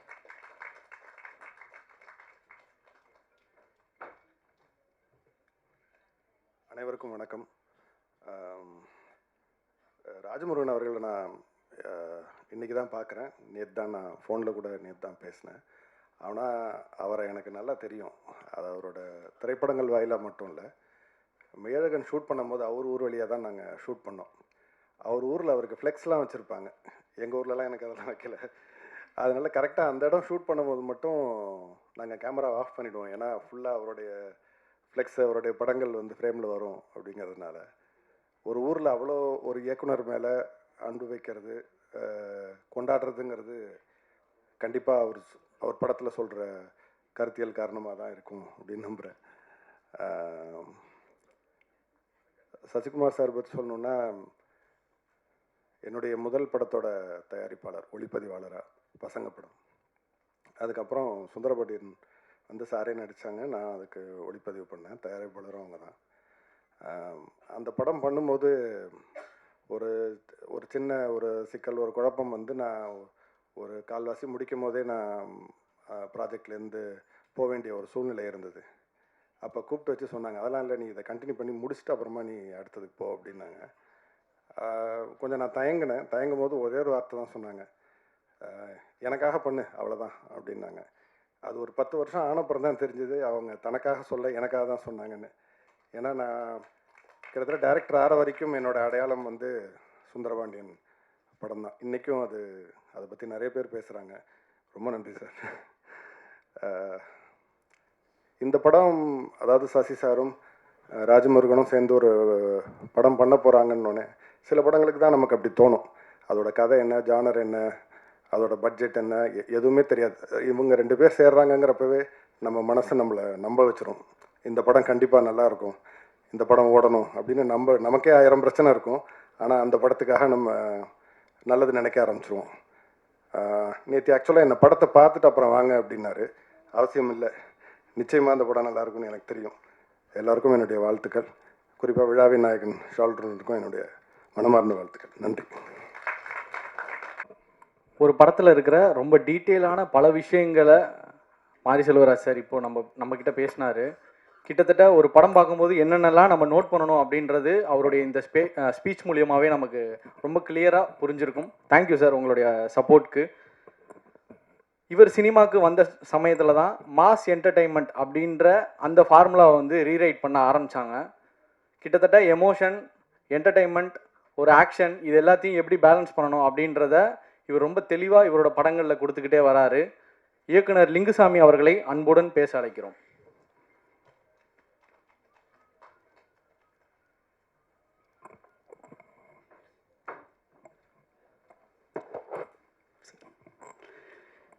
எல்லாருக்கும் வணக்கம். முருகன் வந்து ஜெயித்தாலும் தோத்தாலும் அவர் கூட இருக்கிறதுக்கு மில்டன், நான், இவ்வளோ டேரக்டர்ஸ் இருக்கிறது பெரிய விஷயம் இல்லை. மறுபடியும் அவரோட வச்சு படம் பண்ணணுன்னு நினைக்கிற ஒரு ப்ரொடியூசர் இருக்கிறது மிகப்பெரிய விஷயம். எங்கள் அலுவலகத்துக்கு வந்து உங்கள் படம் முடித்ததுக்கப்புறம் ஒரு தடவை வந்தாங்க. அடுத்து என்ன படம் பண்ண போகிறீங்கன்னு கேட்டால், முருகன்ட்ட ஒரு கதை கேட்டிருக்கேன், படம் பண்ண போகிறேன்னு சொன்னார். உண்மையிலே வந்து நன்றி சார். முருகன் வந்து என் கூட வந்து பீமா, பையா இதெல்லாம் வந்து ஒர்க் பண்ணார். முருகன் பேசும்போது எல்லா டைப் ஆஃப் சினிமாவும் முருகன் தெரியும். என்னுடைய படத்துக்கு சும்மா எழுதி வைங்க, ஆல்ரெடி ராமகிருஷ்ணன் சார் தான் டைலாகு, ஆனால் முருகன் நீங்கள் வந்து சும்மா எழுதுங்கன்னு சொல்லி தான் கொடுத்தேன் பீமாவுக்கு. அப்போது அவர்கிட்ட என்ன ஒரு அந்த சென்ஸ் இருக்குதுன்னு எனக்கு அப்போவே தெரிஞ்சது. பையாவிலையும் சரி, ரெகுலராக ஒரு கமர்ஷியல் படத்தை எடுக்க சொன்னாலும் மிக அற்புதமாக எடுக்க முடியும். ஆனால் மாறி சொன்ன மாதிரி நான் துளி கூட அதுலேருந்து விலகவே மாட்டேன் அப்படின்னு சொல்லிட்டு அவருக்கு பிடிச்ச இந்த சரியான ஒரு படத்தை மட்டும்தான் எடுப்பேன்னு சொல்லி எடுக்கிறதே மிகப்பெரிய விஷயம். நான் இந்த படம் பார்க்கல, நாளைக்கு தான் பார்க்க போகிறேன். இருந்தாலும் இப்போவே சொல்கிறேன், எல்லாரும் சொன்ன மாதிரி இந்த படம் மிக ஆகச்சிறந்த படங்கிறதுக்கான எல்லா அடையாளமும் ட்ரெய்லரில் இருக்குது. மிக அற்புதமாக இருந்துச்சு. சசிகுமார் சார் வந்து என்னென்னா, ஒரு சிலர் தான் தோத்தாலும் ஜெயித்தாலும் ஜனங்களுக்கு வந்து தன்னைக்கிட்ட இந்த ஓன் பண்ணிப்பாங்க. அப்படி வந்து அவரை வந்து சசிகுமாரில் நம்ம அப்படி ஒரு பெரிய ஒரு அன்பும் பாசமும் எல்லா காலகட்டத்திலையும் ஜனங்கக்கிட்ட எப்பயுமே உங்கள் மேலே இருக்குது சார். அது உங்ககிட்ட இருக்கிற அந்த சிரிப்பு, அந்த இன்னசென்ட், அது வந்து எப்பயுமே இழக்காமல் இன்றைக்கும் வச்சுருக்கீங்க. அதுதான் மிகப்பெரிய தகுதி. வாழ்த்துக்கள் சார். அந்த பொண்ணை பார்க்குறப்ப பாலுமேந்திர சார் படத்தில் வர சோபா மாதிரி இருக்குது. அந்த முத்தம் கொடுத்த அந்த ஒரு இடம் போதும் அவ்வளோ அழகாக லட்சணமாக இருந்துச்சு. சதுரங்க வேட்டை அந்த படத்தில் தான் இந்த மியூசிக் டைரக்டர் நாங்கள் ரிலீஸ் பண்ண படம். இன்றைக்கி வரைக்கும் ரொம்ப அழகாக பண்ணிகிட்ருக்காரு. சரியான படங்களை பண்ணிகிட்ருக்காரு. வாழ்த்துக்கள். குரு சோமசுந்தரம், ஜோக்கர், மறுபடியும் கூப்பிட்டோன்னா வந்திருக்கீங்க, நன்றி. இந்த படத்தில் மற்ற எல்லாருக்குமே என்னுடைய வாழ்த்துக்கள். முருகன், மறுபடியும் மிக சரியான ஒரு படம் வர்றதுக்கான எல்லா அடையாளமும் இந்த ட்ரெய்லரில் தெரியுது. நாளைக்கு நான் படம் பார்க்குறேன். நிச்சயமாக ஜனங்களும் கண்டிப்பாக இந்த படத்தை வந்து மாறி இவ்வளோ தூரம் சொல்கிறேன் அப்படின்னா, இன்றைக்கி மாரியுடைய காலம். அது வந்து தொடர்ந்து அந்த படங்கள் பார்க்குற பைசன்லாம் வந்து என்னென்னா மிக ஆகச்சிறந்த ஒரு படம். உங்களுக்கு முன்னோடி மணிரத்னம். எனக்கு ஹீரோன்னா அவர் மேடையில், பாலா சார் மேடையில் மணிரத்னம் சொல்கிறார் என்னுடைய ஹீரோன்னு சொல்லி. உண்மையிலே இந்த மாதிரி படங்களுக்கு எல்லாம் வந்து எங்களுக்கு எல்லாருக்குமான முன்னோடி அவங்க தான். இந்த விழாவே மிக அற்புதமான விழா. என்னுடைய குருநாதர், நான் முதல் படம் ஒர்க் பண்ண வெங்கடேஷ் சார் வந்திருக்காரு. எல்லாருக்கும் என்னுடைய நீரஜ் ஷா, ரொம்ப அற்புதமான ஒரு கேமராமேன். எது இல்லாட்டினாலுமே டென்ஷன் ஆக மாட்டார் எப்பயுமே. வரட்டும் சார், பார்த்துக்கலாம் சார் அடிப்பார். எனக்கு சண்டைக்கோழியும் கூட ஒர்க் பண்ணார், வேட்டை ஒர்க் பண்ணார். அவருக்கும் வாழ்த்துக்கள். இந்த படம் மிக சிறந்த படமாக இருக்குங்கிறதுல சந்தேகமே இல்லை. நன்றி, வணக்கம். So happy. ரொம்ப ஓவர் பில்டப் கொடுத்துட்டீங்க, பயமாகவும் இருக்குது. மைலாட் வந்து ரொம்ப க்ளோஸ் டு ஹார்ட். இந்த படம் ராஜமுருகன் அவர்களுடைய முதல் படம் குக்குலேருந்து திங்க் மியூசிக் வந்து நாங்கள் ட்ராவல் பண்ணிகிட்ருக்கோம். அந்த வகையில் ரொம்ப சந்தோஷம். இந்த படம் வந்து ஆல்மோஸ்ட் நான் வந்து 3 to 4 times பார்த்துட்டேன். எத்தனை முறை பார்த்தாலும் முதல் தடவை பார்க்கும்போது இருந்த அந்த ஒரு எமோஷன், சிரிப்பாக இருக்கட்டும், எமோட்டாகி அழுகிற இடமா இருக்கட்டும், ஒவ்வொரு முறையும் வந்து புதுசாக இருந்த மாதிரி ஒரு ஃபீல் எனக்கு கிடச்சிது. ரொம்ப ரசித்து இந்த படத்தை பார்த்தேன். அம்பேத் சாருடைய தொடர்ந்து எல்லா படங்களும் திங்க் மியூசிக் வந்து கொலாபரேட் ஆகிட்ருக்கோம். அந்த வகையில் ரொம்ப சந்தோஷம் சார். ஒலிம்பியாவில் வந்து ரொம்ப ஒரு வெரி பேஷனட் ப்ரொடியூசர். பார்த்து ரொம்ப செலக்டிவாக கதைகளை கேட்டு இந்த மாதிரி படங்களை ரிலீஸ் பண்ணிகிட்ருக்காரு. அடுத்து Sean Roldan, he is so special for Think Music. அவருடைய முதல் படம் முண்டாசுப்பட்டி, வாய்மொழி பேசுவோம், சதுரங்க வேட்டையிலிருந்து தொடர்ந்து ஏறக்குறைய அவருடைய மோஸ்ட் ஆஃப் தி ஹிட்ஸ் வந்து நம்ம கொலாபரேட் ஆகிட்ருக்கோம். அந்த வகையில் ரொம்ப சந்தோஷம். மைலாட்டில் வந்து பார்த்திங்கன்னா அனைத்து பாடல்களும் வந்து ரொம்ப ஃபேவரட். பாடலாசிரியர் யுகபாரதி சார் அவருடைய வரிகளில் எல்லா பாடல்களுமே இந்த படத்தில் வந்து பார்த்திங்கன்னா பட்டி தொட்டி ஃபுல்லாக வந்து ஹிட் ஆகும். அதில் எந்த மாற்று கருத்தும் இல்லை. அப்புறம் Sasikumar sir and Chaitra, Guru sir, உங்களுடைய பெர்ஃபார்மன்ஸ் வந்து சான்ஸே இல்லை. எத்தனை முறை பார்த்தாலும் வந்து இந்த படத்தை அதான் ஏற்குறைய ஒரு 3-4 times பார்த்துருக்கேன். ஒவ்வொரு முறையும் வந்து பார்த்தீங்கன்னா அவ்வளோ ரசித்து பார்த்தேன். So happy. இந்த படம் வந்து மிகப்பெரிய பிளாக் பஸ்டர் ஆகிறதுக்கு என்னுடைய வாழ்த்துக்கள். நன்றி. எப்படியோ பேசிட்டீங்க. நீங்கள் பேச ஆரம்பிச்சோன்னா எல்லாருமே ஆச்சரியமாக பார்க்க ஆரம்பிச்சிட்டாங்க. என்னது திங்க் மியூசிக் சந்தோஷ் பேசலாம் செய்வாரா? அந்த மாதிரி உங்கள் சேவை தமிழ் சினிமாவுக்கு தேவை சார். ஸோ தொடர்ந்து இந்த மாதிரி நிறைய ஈவெண்ட்ஸ்க்கு வாங்க. அடுத்ததாக இவரோட நண்பர்கள் நம்ம சொல்லியிருந்தோம். ரொம்ப முக்கியமான இயக்குனர்கள் அப்படின்னு சொல்லியிருந்தோம். இப்போ முதல் வரிசையில் பார்த்தோம்னா அவ்வளோ இயக்குனர்கள் இருக்காங்க. அவங்க எல்லாருமே வந்ததுக்கான ஒரே காரணம் வந்து ராஜமுருகன் சார் மட்டும்தான். அந்த வரிசையில் இந்த படத்துக்கு ஆதரவு தருவதற்காக டைரக்டர் வெங்கடேஷ் அவர்களை அன்போடு பேச அழைக்கிறோம்.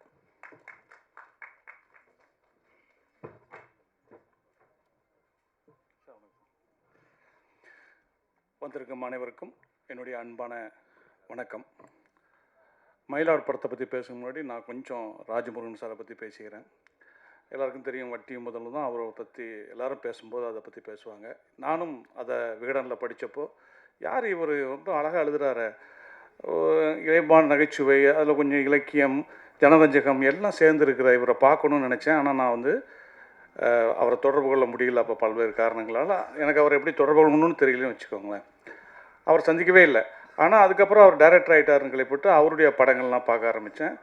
அது படங்கள்லேயும் அந்த எழுத்துல இருந்த அதே விஷயம் இருந்துச்சு. நான் ரொம்ப ரசிச்சுருந்தேன். இவர் எப்படியா சந்திக்கணும்னு நினச்சேன். ஆனால் எனக்கு ஒரு தயக்கம், எப்படி ஃபோன் பண்ணி பேசுகிறதுன்னு. நான் சந்திக்கவே இல்லை. அப்புறம் ரீசண்டாக இப்போ நான் சொல்கிறது இந்த ஒரு 3-4 மாதங்களுக்கு முன்னாடி விஜய் மில்டனுடைய ஆஃபீஸில் தற்செயலாக நான் ராஜ்மோகனை மீட் பண்ணும்போது தான் அவர்கிட்ட பேச ஆரம்பிக்கிறேன். அப்போ அவருடைய படைப்புகள், படங்கள், அப்புறம் கடைசியாக அவர் எடுத்த படம், அந்த படத்தில் என்ன மிஸ்டேக் நடந்துச்சுங்கிறத வந்து அதை பற்றி சின்னதாக ஒரு டிஸ்கஷன் பண்ணேன். அவர் எல்லாத்தையும் கேட்டுக்கிட்டார். அப்புறம் அவர்கிட்ட பேசும்போது தான் எனக்கு தெரிஞ்சுது, இயல்பாகவே அவர்கிட்ட இருக்கக்கூடிய ஒரு கம்யூனிஸ்ட் சித்தாந்தம், இலக்கிய பற்றிய அறிவு. எனக்கு இலக்கிய பற்றி பெருசாக அறிவுடைய லிங்கசாமி தான் எனக்கு சில கவிதைகளெல்லாம் கொடுத்து படிக்க சொல்லுவார். வசந்தபாலன் சில புக்கை கொடுத்து படிக்க சொல்லுவார். அப்புறம் விஜய் மில்டனை சந்திக்கும்போது சில விஷயங்கள் தெரியும். இவ்வளோதான் நமக்கு இலக்கிய அறிவு. ஆனால் அவர்கிட்ட பேசும்போது அவர்கிட்ட இயல்பாகவே ஒரு நகைச்சுவை இருக்குது. எந்த ஒரு விஷயத்தையுமே அவர் ஒரு நகைச்சுவை கலந்து பார்க்குறாரு. ஒரு நகைச்சுவை கேட்டால் பயங்கரமாக சிரிப்பார். அப்படின்றத வந்து நான் வந்து ரொம்ப கூர்ந்து கவனித்தேன். இப்போ கூட சொன்னால் சிரிப்பார். இவர் சொன்னார் இல்லையா, உங்கள் வீட்டில் உங்கள் ஊரில் பேனர் வச்சுருக்காங்கன்னு, அது ஞானவேல் சார் சொன்னார், நீங்கள் தான் ஆள் வச்சுருப்பீங்க அப்படின்னாரு. அவனே வச்சுருப்பான் ஆள் வச்சு அப்படின்னாரு. இந்த நகைச்சுவை அவர் பயங்கர ரசிப்பார். அப்பயே நான் நினச்சேன். அப்படி அவருக்குள்ள ஒரு இயல்பான ஒரு நகைச்சுவை இருந்து அதுதான் அவருடைய கோமாளி படத்தில் வந்து வெளிப்பட்டுச்சு. அந்த படம் பார்த்துட்டு திடீர்னு இந்த படத்துக்கு நீ கூப்பிட்டார். அவர் இந்த படம் போடுறேன் சார் வந்து பாருங்கள் அப்படின்னாரு. எனக்குள்ள ஒரு டவுட்டு தான், நம்மளை எதுக்கு ஒரு இந்த படத்தை கூப்பிட்றாரு, மில்டனை கூப்பிட்டா ஓகே, நம்மளாம் எதுக்குன்னு நினச்சேன். சரி போயிருந்தேன். கரெக்டாக அங்கே ப்ரொடியூசர் எல்லோரும் ரிசீவ் பண்ணார், அம்பேத்குமார் சார். அவர் என்னை கூர்ந்து பார்த்தார். அவர் பார்வையிலே தெரிஞ்சு இவனுக்கும் இந்த படத்துக்கு என்ன சம்மந்தம், இவனுக்கும் இந்த டீமுக்கு என்ன சம்மந்தம்ன்ற மாதிரி இருந்துச்சு. நான் படம் பார்த்துட்டு போயிட்டேன். நெக்ஸ்ட் டே அவர்கிட்ட படத்தை பற்றின கருத்துக்களை பரிமாறினேன். உண்மையிலே எனக்கு வந்து படம் பார்க்கும்போது எப்போவுமே ஒரு ரசிகன் மனப்பான்மையிலே படம் பார்த்து நான் பழகிட்டேன். எனக்கு வந்து நம்ம ஒரு டைரக்டர், நம்ம படங்கள் பண்ணியிருக்கோம் அப்படின்னு எனக்கு பார்க்க தெரியாது. எந்த படம் பார்த்தாலும் அப்படியே ஒரு ரசிகன் மனநிலையில் தான் படத்தை பார்ப்பேன். இந்த படம் வந்து என்டர்டெயின் பண்ணுதா, படம் போர் அடிக்குதா, ரொம்ப கருத்து சொல்லுதா அப்படின்றத மைண்டில் போயிட்டே இருக்கும். எங்கேயாவது லேக் இருக்குதா, இப்படி தான் ஒரு ஆடியன்ஸாக படம் அப்போ கூட டைரக்டராக பார்க்க மாட்டேன், ஒரு ஆடியன்ஸாக பார்ப்பேன். இந்த படம் எனக்கு வந்து அவ்வளோ திருப்தி கொடுத்துச்சு. ஆகா, ராஜமுருகன் மீண்டும் அவருடைய ஃபார்மில் வந்து பண்ணியிருக்காரு அப்படின்னு. கோமாளியில் ஆரம்பித்து ஈவன் ஜப்பான் கூட நான் சொல்லுவேன். ஜப்பான் ஆகட்டும், இப்போ இந்த படம் எல்லாத்துலேயும் ஜோக்கர் தான் கோமாளின்னு சொல்லிகிட்டு இருக்கேன். ஜோக்கரில் ஆரம்பித்து குக்கு, அதுக்கப்புறம் இந்த படம் வரைக்கும் அவரது கேரக்டர் எல்லாமே அவருடைய கேரக்டர் தான் எனக்கு மைண்டில் பட்டுச்சு. நம்ம மாரி அவர்கள் சொன்ன மாதிரி அவர் வந்து சந்தித்த மனிதர்கள் எல்லாத்தையும் தன்னுடைய கேரக்டருக்குள்ளே கலந்து அது ஒரு ஹீரோவாக்கி தான் அவர் வந்து அதை பண்ணிகிட்டு இருக்காரு. அதை அவர் ஜோக்கர்லேயும் பண்ணியிருந்தார், குக்குலேயும் பண்ணியிருந்தார், இந்த படம் வரைக்கும் பண்ணியிருக்காரு. முக்கியமான விஷயம் என்னென்னா, நாம் பண்ணுற படைப்புக்கு அது என்ன படமாக இருந்தாலும் சரிதான், அந்த படத்துக்கு நாம் நியாயமாக இருந்தாலே போதும், அந்த படம் சிறப்பாக வந்துடும்னு. அதை அழகாக பண்ணியிருக்கீங்க சார். படம் பார்க்கும்போது எனக்கு ரொம்ப மனசில் பட்டுச்சு. நிறைய இடங்கள் வந்து அவர் பண்ணியிருக்கிற பகடி, அவர் பண்ணியிருக்கிற நையாண்டிகள் எல்லாமே சிரிப்பு வர வச்சுது. எக்ஸ்ட்ரானரியான செகண்ட் ஆஃப், ரொம்ப அருமையான ஒரு செகண்ட் ஆஃப், எதிர்பார்க்காத செகண்ட் ஆஃப் இருந்துச்சு படத்தில்.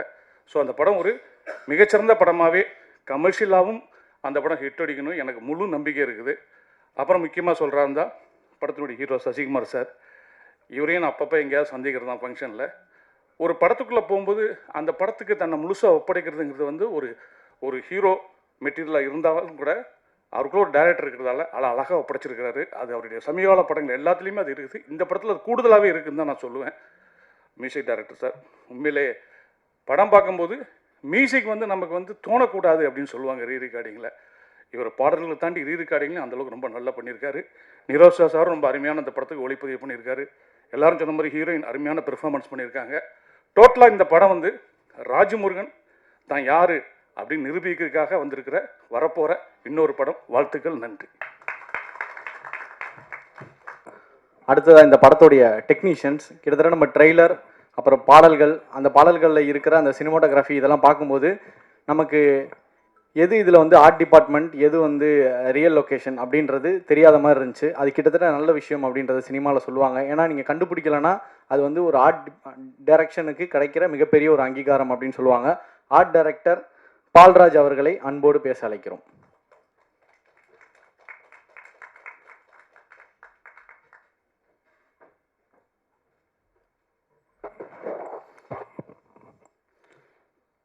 இங்கே உள்ள அனைவருக்கும் வணக்கம். எனக்கு வந்து மேடைகளில் வந்து அதிகமாக பேசி பார்க்கல. ரொம்ப நாளுக்கு முன்னாடி வந்து சாரோட வெப்சீரிஸ் ஒன்று பண்ணேன். அதுக்கப்புறம் வந்து இந்த படத்துக்கு அவரே சாரே வந்து என்னை கூப்பிட்டு இந்த இந்த வேலையை எனக்கு கொடுத்ததுக்கு ரொம்ப நன்றி. எனக்கு கொடுத்த வேலையை நான் சரியாக செய்திருக்கேன் அப்படின்னு நம்புகிறேன். அது நீங்கள் தான் பார்த்து சொல்லணும். ரொம்ப நன்றி. கதை சொல்லி அப்படின்னு சொல்லி டைரக்டரை எந்த அளவுக்கு நம்ம சொல்கிறோமோ அதே மாதிரி தான் படத்துடைய எடிட்டரையும் நம்ம சொல்லியே ஆகணும். ஸோ இந்த படத்துடைய எடிட்டர் திரு சத்யராஜ் அவர்களை அன்போடு பேச அழைக்கிறோம்.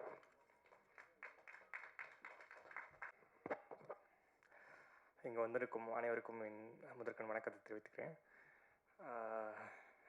இந்த படம் வந்து ஃபஸ்ட்டு ராஜமுருகனுக்காக தான் பண்ணேன் நான். ஏன்னா ஒரு ஜப்பான் ரிலீஸ் ஆனதுக்கப்புறம் அன்னைக்கு நைட்டே என்கிட்ட பேசிகிட்டு இருந்தார். ஏன்னா அது ஒரு இப்படி ஒரு எமோஷ்னலாக இருக்கார். எனக்கே ரொம்ப கொஞ்சம் ஃபீலிங்காக இருந்துச்சு.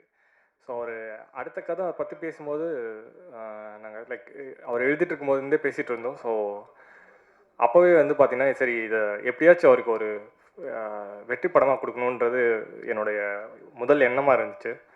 அப்புறம் ஒர்க் பண்ண ஆரம்பித்தோம். ஸோ நான் எடிட்டராக, அதாவது என் எடிட்டிங் நல்லா தெரியணுன்ற ரீசனுக்காக நான் இந்த படம் பண்ணல, அவருக்கு வெற்றி படம் கொடுக்கணுன்னு தான் பண்ணேன். Thank you sir. எனக்கு இந்த ஆப்பர்ச்சுனிட்டி கொடுத்ததுக்கும் நான் ரொம்ப நன்றி. அம்பேத்கருக்கும் ரொம்ப நன்றி சார். Sean Roldan, personally wonderful album and background score Sean, thank you so much. And Nirav sir, technicians இங்கே ஒர்க் பண்ண எல்லாருக்கும், இந்த படத்தில் ஒர்க் பண்ண எல்லா டெக்னீஷியன்ஸுக்குமே ரொம்ப நன்றி. சசி சார் அண்ட் சைத்ரா, நான் ஒரு சீன் எடிட் பண்ணும்போது ஒரு கேரக்டரோட லைக் ஒரு 2-3 தடவை பார்த்தா தெரிஞ்சிடும் எனக்கு. ஓகே, இல்லை இந்த ஷார்ட் வைக்கலாம் அப்படின்னு சொல்லி தெரியும். யூஸ்வலாக நிறைய ட்ரிம் பண்ணுறதுக்கு எடிட்டர்ஸ் ஹெல்ப் பண்ணுவாங்க. நான் இந்த படத்தில் வந்து இல்லை இன்னும் கொஞ்சம் வைக்கலாம்னு சொல்லி எக்ஸ்டெண்ட் பண்ணி வச்சுருக்கேன். ஒரு எனக்கும் டைரக்டருக்கும் ஒரு கான்வர்சேஷனே இந்த படம் ரிலீஸ் ஆனதுக்கப்புறமா இது வெற்றி படமாக ஆகும்னு நான் ரொம்ப நம்பிக்கையோடு சொல்லிகிட்ருக்கேன். அவர் வந்து இல்லை நீங்கள் லென்த்து கொஞ்சம் கடன் பண்ணலாம்னு அவர் சொல்லிட்டு இருக்காரு. யூஸ்வலாக இந்த மாதிரியான கான்வர்சேஷன் எடிட்டருக்கும் டைரக்டருக்கும் நடக்காது. ஸோ ஆனால் நான் சொன்னதை நம்பி வச்சுருக்காரு. படம் வெற்றி பெறலைனாக்க அதுக்கு நான் ஒரு காரணமாக ஆகிடுவேன். அப்படி ஆகக்கூடாதுன்னு எல்லார்கிட்டையும் கேட்டுக்கிறேன். February 13th இந்த படம் தியேட்டரில் எல்லோரும் வந்து பார்க்கணும்னு நினைக்கிறேன், வேண்டிக்கிறேன். Thank you so much sir. Thank you.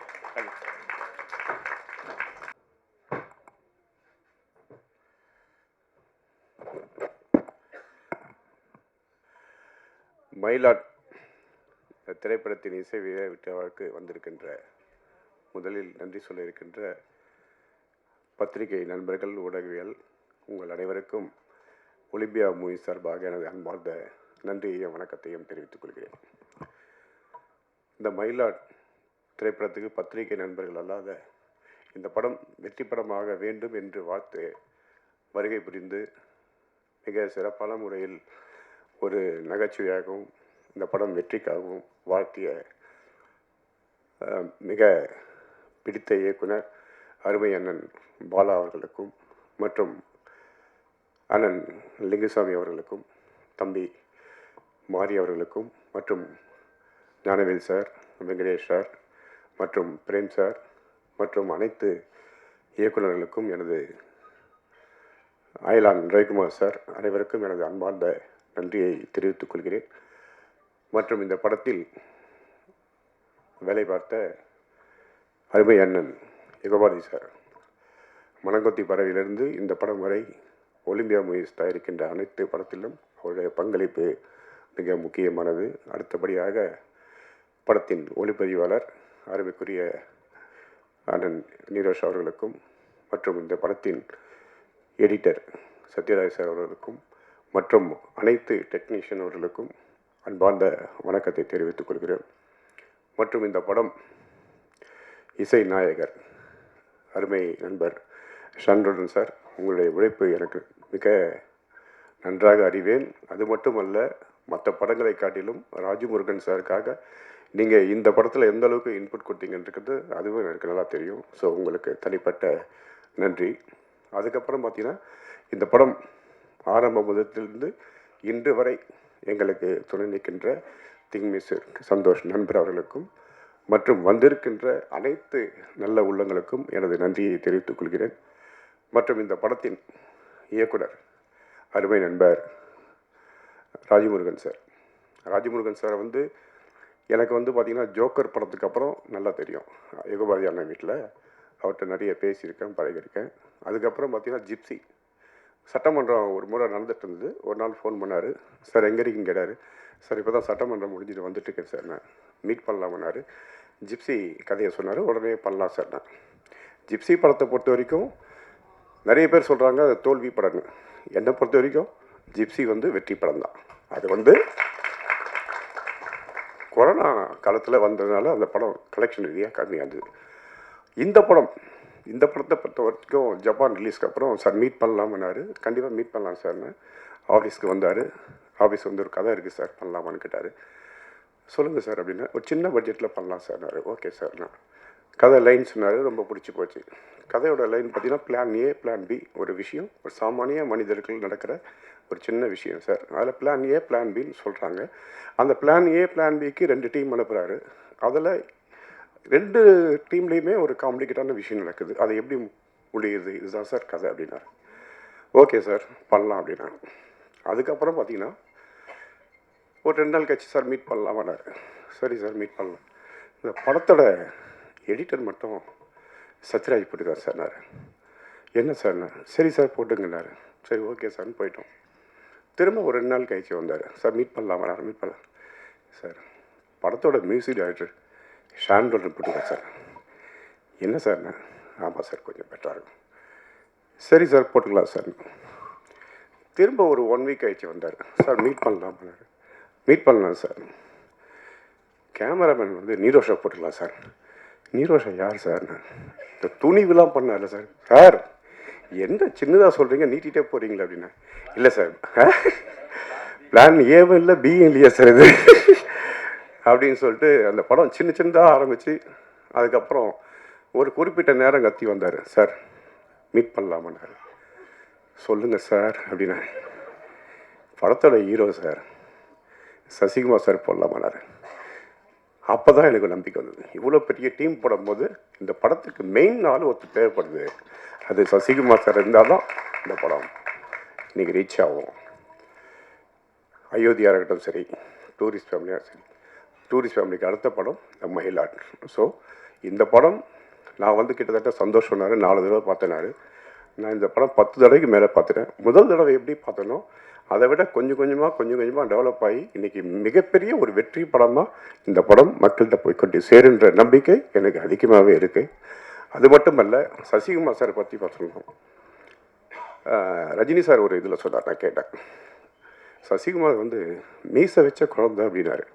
நான் அவர்கிட்ட கிட்டத்தட்ட ஒரு 4 தடவைக்கு மேலே சொல்லிட்டேன் சார். நீங்கள் மீசை வச்சாலும் குழந்தை தான் சார், மீச்சை எடுத்தாலும் குழந்தை தான் சார். கண்டிப்பாக உங்களுடைய நட்பு நிச்சயமாக இந்த படம் இந்த படத்தில் வேலை செஞ்சவங்க எல்லாருமே இந்த படம் மனித நேயத்தை பற்றி பேசுகிற படம். இந்த வேலை பார்த்தவங்க எல்லாருமே மனித நேயத்தோட வாழ்கின்ற ஒரு மனிதர்கள். அது மட்டும் அல்ல, இங்கே வாழ்த்த வந்திருக்கவங்களும் மனித நேயம் மனிதாபிமானம் உள்ள நல்ல உள்ளங்கள். நிச்சயமாக இந்த படம் அப்படி தான். மனங்குத்தி பறவை யுகபாதி எனக்கு தெரியும், நட்புக்காக எடுக்கப்பட்ட படம். அதே மாதிரி இந்த படமும் ராஜமுருகன் என்ற நட்புக்காக எடுக்கப்பட்ட படம் தான். அதே மாதிரி ஷான்ரோடன் சார் ராஜமுருகன் நட்புக்காக அவர் மியூசிக் பண்ண படம். உண்மையா சார்? இதுதான் நாங்கள் 2 பேரை பேசுறது. ஸோ இதுதான் இந்த படத்தோட ஆரம்பம் முதல் முடிவு வரை வந்தது. இந்த படத்துக்காக நிச்சயமாக சொல்கிறேன், எல்லாருமே ஒரு பாராட்டப்படக்கூடிய ஒரு நடிகைன்னா சைத்ரா. அவங்க வந்து நான் வந்து பார்த்திங்கன்னா கிராமத்தில் பிறந்து வளர்ந்த ஒரு பையன். ஸோ கிராமத்தில் வந்து பெண்கள் எப்படி இருப்பாங்க, கூலி வேலைக்கு போகிறவங்க எப்படி இருப்பாங்க, விவசாய வேலைக்கு போகிறவங்க எப்படி இருப்பாங்கன்னு நல்லா தெரியும். ஸோ இந்த படத்துக்கு அந்த கேரக்டருக்கு அவர் சொன்னார், சார் இந்த மாதிரி வந்து நான் சொன்ன 2-3 ஹீரோயின் சொன்னேன். அப்புறம் சொன்னார், இல்லை சார் சைத்ரான்னு வந்துருக்காங்க கன்னடத்தில் சைடு ஏ சைடு பின்னு படம் சார் பாருங்கள், அதில் ஒரு கேரக்டர் இருப்பாங்க சார். அப்போதானே அதுக்கப்புறம் பார்த்து சரி ஓகே. ஆனால் உண்மையிலேயே நீங்கள் வந்து ராஜமுருகன் சார் எந்த அளவுக்கு உங்கள் மேலே நம்பிக்கை வச்சாரோ அதை விட அதிகமாக பண்ணிட்டீங்க. ஸோ படம் மனங்கொத்தி பறவை, ஜிப்சி, டாடா, கழுவேத்தி மூர்க்கன், டிஎன்ஏ இந்த மாதிரி படங்கள் கண்டென்ட் முக்கியமான ஒரு படங்களாக தான் நான் தயாரிச்சிட்ருக்கேன். மேக்ஸிமம் நான் இன்னும் ஒரு 15-20 வருஷம் ஒரு ஆக்டிவாக இருக்கலாம். ஆனால் எத்தனை படம் எடுப்புன்னு தெரியாது. ஆனால் மயிலாட் மாதிரி ஒரு படம் எடுப்பதான்னு சத்தியமாக எனக்கு தெரியாது. ஸோ அந்தளவுக்கு ஒரு நல்ல படம். பத்திரிகை நண்பர்கள் நீங்கள் அனைவரும் இந்த படத்தில் மிகப்பெரிய சப்போர்ட் பண்ணுங்கள். நன்றி, வணக்கம். அதில் கொஞ்சம் முதல்வன் ரகுவரன் மாதிரி இருக்கும் வாய்ஸு, அதனால் முயற்சி பண்ணுறேன். நல்லா இல்லை இருக்காதுன்னு நிறுத்திடுறேன், இல்லை நீங்கள் கூட சொல்லிடலாம். பட் அதுக்கு முன்னாடி வந்து நான் இங்கே வந்திருக்கிற இந்த கலை உலக ஆளுமைகள் எல்லாருக்கும் ஒரு வணக்கம் சொல்லிக்கிறேன். ஏன்னா வந்து எல்லாருமே நம்ம பார்த்து நம்ம ரொம்ப பிரமிச்சு நம்மளை பாதிக்கக்கூடிய படைப்புகளை கொடுத்தவங்க. ஸோ எல்லாருக்கும் என்னுடைய வணக்கம். வந்து இந்த படத்தை வாழ்த்தியதற்கு. மயிலாட் படம் வந்து என்னோடய கெரியரில் எனக்கு ரொம்ப முக்கியமான படமாக நான் கருதுகிறேன். ஏன்னா அதுக்கு சில காரணங்கள் இருக்குது. ஆக்சுவலாக ஜோக்கர் படம் வந்து முதல்ல ராஜமுருகன் சார் வந்து என்னோடய கிண்டியில் ஒரு ஸ்டுடியோ இருந்தது எனக்கு. அப்போ அந்த ஸ்டுடியோவில் வந்து ஒரு வாட்டி மீட் பண்ணும்போது சும்மா மீட் பண்ண வரேன் அப்படின்னு சொன்னார். நம்ம குக்கு வந்து ரொம்ப சக்ஸஸாக இருந்தது படம். என்னை மீட் பண்ண வந்தார். வந்துட்டு சும்மா வாங்கலேன் அப்படியே பேசுவோம் அப்படின்னாரு. சரி ஓகே பேசுவோம். திடீர்னு மீட் பண்ணுன்றாரு, கொஞ்சம் பேசுகிற தட்டே அப்படின்னா. அப்புறம் டீ எல்லாம் குடித்தோம், கொஞ்ச நேரம் பேசினோம். வழக்கமாக ஒரு குக்கு படத்துக்கு வந்து ஒர்க் பண்ண வரும்போதே அவரை டிஸ்ட்ராக்ட் தான் பண்ணிருப்பேன். நானும் பிரதீப்பும் பேசி அவரை ரொம்ப டார்ச்சர் பண்ணுவோம். ஒரு வாட்டி சந்தோஷம் எங்கேயோ காணாமல் போயிட்டான். அந்த படம் வேலை முடிக்கிறதுக்காக ஆஸ்திரேலியா போயிருந்தான். அவர் வந்து ஒரு வாட்டி எங்களை பார்க்க வந்தார், பிரதீப் வீட்டில் தான். நானும் பிரதீப் உட்காந்து பேசிகிட்டு இருக்கோம். அவர் வந்தார், மீட் பண்ணுவோமா அப்படின்னு அதே மாதிரி வந்தார். திரும்ப அங்கே கனெக்ட் பண்ணிடுறேன். வந்துட்டு நாங்கள் ஏதோ பேசுகிறோம், பிரதீப் பேசுகிறான், அவரும் பேசுகிறாரு. ஆனால் எனக்கு ஏதோ ஒன்று புரியுது, தட் அவர் ஏதோ ஒன்று சொல்ல வந்திருக்காரு. ஆனால் நாங்கள் சொல்ல விடாமல் ரொம்ப அவரை என்கேஜ் பண்ணிருக்கோம் அப்படின்னு. ஒரு 3 மணி நேரம் ஆச்சு. அப்புறம் தயங்கி கிளம்பும் போது இந்த பாய்லாம் சொல்லுவோம்ல, அது மாதிரி ஒரு 10 பாய் முடிஞ்சிச்சு.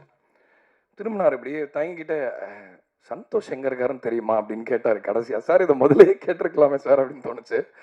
அந்த அளவுக்கு வந்து அவர் வந்து நம்மளோட பழகும்போது ஒரு சின்ன ஒரு அசௌகரியம் கூட நம்மளால் ஃபீல் பண்ண முடியாது. நம்மளை எப்பயுமே வந்து ரொம்ப ஒரு சமநிலையில் அவர் கூட பழகிறவங்களை அவர் வச்சுப்பார். ஸோ அதே மாதிரி எனக்கு வந்தபோது சொன்னார், இந்த மாதிரி நான் ஒரு ஸ்கிரிப்ட் வச்சுருக்கேன், நீங்கள் தான் பண்ணணும் அப்படின்னு சொன்னார். சொல்லி ஜோக்கருடைய ஸ்கிரிப்டை சொன்னார். ஸோ அந்த ஸ்கிரிப்டை கேட்டதுக்கு அப்புறமா எனக்கு ஒன்று புரிஞ்சுது. ஏன்னா அது வரைக்கும் ஓகே குக்கு தான் நான் அவருடைய விஷயமா நான் பார்த்த படைப்பாக ஒன்று பார்த்த படம். அதுக்கப்புறம் அவர் ரெப்யூட்டேஷன் தெரிஞ்சுது. அவரை பற்றி பேசும்போது மற்றவங்க அவர்கிட்ட பற்றி சொல்லும் போதெல்லாம் எல்லாம் புரிஞ்சுது. ஆனால் அந்த ஜோக்கரோட ஸ்கிரிப்டை படிச்சுட்டு நான் அவருக்கு சொன்னேன்னு நினைக்கிறேன், இந்த படம் தேசிய விருது வாங்கும் சார் அப்படின்னு. ஸோ அதே மாதிரி அந்த படம் தேசிய விருது வாங்கிச்சு. அந்த படத்தில் ஜாஸ்மின் ஒரு பாட்டு, அந்த படத்தில் நாங்கள் பாட்டெலாம் எப்படி பண்ணோம்னு சொன்னால் பயங்கர காமெடியாக இருக்கும். ப்ரொடியூசர் பதறியிருப்பார். அப்போ அவர்கிட்ட அதெல்லாம் சொல்லலை. ட்ரீம் வாரியர் நம்ம எஸ்ஆர் பிரபு சார்கிட்ட ஒரு அட்வென்ச்சராக இருந்தது. என்னன்னா வந்து எல்லா ஆர்ட்டுமே வந்து ஒரு உரையாடல் தான். அது கமர்ஷியல் படமாக இருந்தாலும் சரி. இன்னும் இப்போ 2ஆக பிரிச்சுட்டாங்க எல்லாத்தையும், பிளாக் அண்ட் ஒயிட்டாக இருக்குது. ஆனால் எனக்கு வந்து ஒரு கமர்ஷியல் படத்தில் கூட அந்த டேரக்டருக்கான ஒரு மொமெண்ட் இருந்தால் அது எனக்கு புரியுது, அந்த உரையாடலாம் எனக்கு புரியுது. எல்லாரும் எல்லா நேரத்துலையும் எல்லாத்தையும் அட்ரஸ் பண்ணிடுறது இல்லை. ஸோ அதனால் வந்து இந்த படம் வந்து பொதுவாக என்னென்னா இந்த சோஷியலாக கான்சியஸான படம் அப்படின்னாலே ஓ இவங்க கிளாஸ் எடுப்பாங்க போல இருக்குது அப்படின்றதான் இப்போ பரவாயில்ல அந்த கருத்தாக இருக்குது. ஒரு சோஷியலி கான்சியஸான சோஷியல் விஷயத்தை எஜுகேட் பண்ணி ஒரு படம் என்டர்டெயின் பண்ண முடியும் அப்படின்ற வரிசையில் மயிலாடு ஒரு தனித்துவமான முதல் படமாக இருக்கும் அப்படின்றதையும் நான் இந்த மேடையில் சொல்லிக்கிறேன். ஏன்னா வந்து நம்ம சோஷியலாக என்கேஜ் பண்ணும்பொழுது நம்ம பிணங்கள் மாதிரி என்கேஜ் பண்ணுறது இல்லையே, மனிதர்களாக தானே பண்ணுறோம். உயிரோட்டம் இருக்கிற மனிதர்களாக தானே நம்ம அணுகிறோம். ஒரு நல்ல புக்கு நம்ம கையில் கிடச்சிதுன்னா அதை படிக்கணும். ஒருத்தர் மனுஷன் தானே, உயிரோட்டம் இருக்கிறவன் தானே. ஸோ அதனால் வந்து மனிதர்களை வந்து இவங்கெல்லாம் இந்த படம் பார்ப்பாங்க, இவங்கெல்லாம் அந்த படம் பார்ப்பாங்க அப்படின்னு பிரிக்கிறதே வந்து எனக்கு வந்து ரொம்ப ஒரு தர்ம சங்கடமான சூழ்நிலையாக இருக்குது. Especially as a music composer, சினிமேட்டிக்கான ஒரு எஃபெக்ட், இந்த மாதிரி ஒரு பாட்டு லவ் பாட்டு பண்ணும்போது இந்த மாதிரி ஒரு கட்டாயங்கள் இருக்கிற இந்த உலகத்தில். ஏன்னா இப்போ வந்து ரொம்ப ரெஸ்பான்சிபிளாக சமநிலை தவறாமல் பொறுப்போடு பேச வேண்டிய கான்வர்சேஷன்ஸ்லாம் இப்போ ரீலில் நடக்கிறதுனால, அந்த மாதிரி ஒரு உலகத்தில் நம்ம வாழறதுனால ஒரு படைப்பாளியாக பெரிய பிரச்சனை இருக்குது. ஒரு நல்ல விஷயத்தை எடுத்து நம்ம ஜனங்கள்கிட்ட கொண்டு போகணும், ஒரு நல்ல பாட்டு பண்ணணும், அன்பொலிட்டடாக இருக்கணும் ஆர்ட்டு, ஒரு கான்வர்சேஷன் வந்து டைரெக்டாக இருக்கணும். இப்படியெல்லாம் நினைக்கும் பொழுது அதில் சில இது இருக்குது. நம்ம இண்டஸ்ட்ரிக்குள்ளேயே வந்து அதை பற்றின நிறைய இது இருக்குது. எதுக்காக இதெல்லாம் சொல்ல வரேன்னா, மயிலாடு படம் வந்து அவர்கிட்டருந்து நான் எதிர்பார்த்த படம் என்ன அப்படின்னா, ஓகே இதில் ராஜமுருகன் சாரோட நையாண்டி இருக்கும், அவரோட காமெடி ட்ராக் இருக்கும், அந்த பொலிட்டிக்கல் மேட்டர் இருக்கும், இது எல்லாமே இருக்கும்னு நினச்சா பயங்கர ஒரு கமர்ஷியலான ஒரு ஜனரஞ்சமான படத்தை நான் பார்த்தேன். முதல்ல இந்த படத்தை மியூசிக் இல்லாமல் நான் பார்க்கும்பொழுது, ஓஹோ இவர் அந்த ஏரியாவுக்கு வந்துட்டார் போல இருக்கே அப்படின்னு. இது நிறைய பேருக்கு பயத்தை உண்டுபடுத்து. ஏன்னா இது இந்த படம்லாம் சும்மா பொழுதுபோக்குக்கு தாங்க அப்படின்னு சாக்கு இருக்குது இப்போ சினிமாவில். பரவாயில்ல, எதுக்கு எதையாவது சீரியஸாலாம் எதுக்கு பேசுகிறீங்க, எதுக்குங்க ஆழமாக பேசுகிறீங்க, கமர்ஷியலாக ஒரு படம் பண்ணுங்க அப்படின்றது எதுக்கான சாக்கு அப்படின்னா, அறிவாளிகள் இந்த கமர்ஷியல்ன்ற வார்த்தையிலேருந்து தள்ளி நின்னதுனால உருவான ஒரு சாக்கு அது. அந்த சாக்கை இனிமேல் சொல்ல முடியாதுன்னு நினைக்கிறேன். கமர்ஷியல் ஏரியாவுக்கு வந்துட்டார் நம்ம ஆள், இனிமேல் அதை மாதிரி பேச முடியாது. அறிவாளிகள் மட்டும் இந்த ஜனரஞ்சகம் அப்படின்ற ஒரு விஷயத்தை கையில் எடுத்துட்டாங்கன்னா மிகப்பெரிய சூப்பர் பவராக மாறும். ஐ திங்க் அதுக்கு ஒரு பெரிய எக்ஸாம்பிள் வந்து நம்ம நண்பர் மாரி செல்வராஜ் அப்படின்னு நினைக்கிறேன். ஒவ்வொரு வாட்டியும் அவருடைய படத்தை பார்க்கும்பொழுது, இந்த விஷுவல் லாங்குவேஜையும் பார்க்கும்பொழுது, அந்த கான்வர்சேஷன் நடக்கும்பொழுது நான் நிறைய பேசியிருக்கேன் அவர்கிட்ட. ஆக்சுவலாக வாழை படம் பார்த்துட்டு நான் கிட்டத்தட்ட ஒரு 2.5 மணி நேரம் பேசினேன் அவர்கிட்ட. நேரம் இருக்கான்னு கூட நான் கேட்கல, அந்த கண்ணியம் கூட இல்லாமல் அவ்வளோ டிஸ்கஸ் பண்ணேன். ஆனால் அதை டிஸ்கஸ் பண்ணது என்னமோ அந்த படம் நம்ம கிளாஸ் எடுக்குதுன்ற ஸ்பேஸ்லேயே இல்லை, அந்த உலகத்துக்குள்ளே நான் அப்படியே தொலைஞ்சு போனேன். அந்த சின்ன பையனோட அந்த வாழ்க்கைக்குள்ளே, அவனோட மனசுக்குள்ளே, அவனோட உணர்ச்சிகளுக்குள்ளே நான் நீச்சல் அடிச்சுட்டு வந்த ஒரு ரசிகனா அந்த படத்தை பற்றி நான் பேசின ஞாபகம் எனக்கு இருக்குது. ஸோ அதனால் இந்த படம் வந்து எல்லாரும் நிறைய ஆழமான விஷயங்கள்லாம் பேசினாங்க. இருந்தாலும் ஆடியன்ஸ்க்கு ஒன்று சொல்லிக்கிறேன், இது ரொம்ப ஒரு என்டர்டெய்னிங்கான எங்கேஜிங்கான படம்ன்றதை நான் இங்கே பதிவு பண்ணிக்க கடமைப்பட்டிருக்கேன் அப்படின்ற விஷயத்தையும் சொல்லிக்கிறேன். அண்டு இந்த படத்தோட மியூசிக்கை பற்றி குறிப்பாக நான் அதில் ஒரு பெரிய பலம் அப்படின்னு சொல்லணுன்னா யுகபாரதி சார் தான். அவரோட வரிகள் வந்து எனக்கு ஒரு மருந்து. அதாவது ஃபார்மசியில் போய் மாத்திரை வாங்கி போட்டுக்கலாம் தலைவலிக்குதுன்னா, ஆனால் வீட்டில் அம்மா வந்து ஏச்சிவா அப்படின்னு சொல்லிட்டு இப்படி ஒன்று தடவி விடுவாங்க, அதில் சரியாக போயிடும். அந்த மாதிரி எனக்கு ஒரு ஹீலர் அவரோட வார்த்தையோட என் இசை பயணிக்கும்போது என் இசை வந்து ஓ இதெல்லாம் நம்ம தான் பண்ணுறோமா, இதெல்லாம் நடக்குதா நம்ம பாட்டில் அப்படின்ற மாதிரி அந்தளவுக்கு ஒரு பெரிய ஆற்றல் இருக்குது. என் மேலே ரொம்ப அன்பு இருக்கிற ஒரு மனிதர் அவர். எப்பயுமே எனக்கு நிறைய கிளாரிட்டி கொடுத்துருக்காரு. அதாவது நான் கேட்குற சில ஆர்வக்கோளாறான சில கேள்விகளுக்கெல்லாம் நிறைய விஷயத்தில் பொலிட்டிக்கல் கிளாரிட்டியோ இல்லை வந்து ஒரு மனிதனா என்னுடைய நிலை என்ன அப்படின்னு என்னை நிறைய கான்வர்சேஷன் மூலமாக அவர் உணர வச்சிருக்காரு. அவருக்கு என்னுடைய நன்றி. அப்புறம் இந்த படத்தை தயாரித்த அம்பேத்குமார் சார், அவரோட ஃபோன் கான்வர்சேஷனை பற்றி அவர் சொன்னார், நானும் கொஞ்சம் சொல்லிடுறேன். ராஜமுருகன் சாருடைய படைப்பு மேலே, படைப்பாளியாக அவர் மேலே எப்படி ஒரு அபிமானம் வச்சுருந்தா, எப்பேற்பட்ட ஒரு அபிமானம் வச்சுருந்தா, சார் எதுவும் யோசிக்காதீங்க சார், நீங்கள் எதுவுமே யோசிக்காதீங்க, சூப்பராக உங்கள் பெஸ்ட் ஒர்க் பண்ணுங்கள் சார், எந்த சப்போர்ட்டாக இருந்தாலும் நான் பண்ணுறேன் அப்படின்னு சொன்னார். ஸோ அது வந்து எனக்கு ரொம்ப சந்தோஷமாக இருந்தது. ஒரு ஆத்மார்த்தமான ப்ரொடியூசர், அவர் ரொம்ப ஆர்கானிக் பீஸ் அவர். ஸோ அதனால் எனக்கு ரொம்ப அவர் ப்ரொடியூசர் மாதிரியே நான் ஃபீல் பண்ணதில்லை, ஒரு மனிதராக தான் எனக்கு அவர் அப்படி தான் பழகியிருக்காரு. நானும் அவர்கிட்ட அப்படி தான் பழகியிருக்கேன்னு நினைக்கிறேன். ஒலிம்பியா மூவிஸில் ஒரு ரொம்ப ஸ்பெஷல் படமாக, காலத்தை தாண்டி நிற்கக்கூடிய படமாக இருக்கும் சார் மயிலாடு அப்படின்னு நான் நம்புகிறேன். அப்புறம் நிறைய பேர் அண்ணா என்னான்லாம் சொல்கிறீங்க.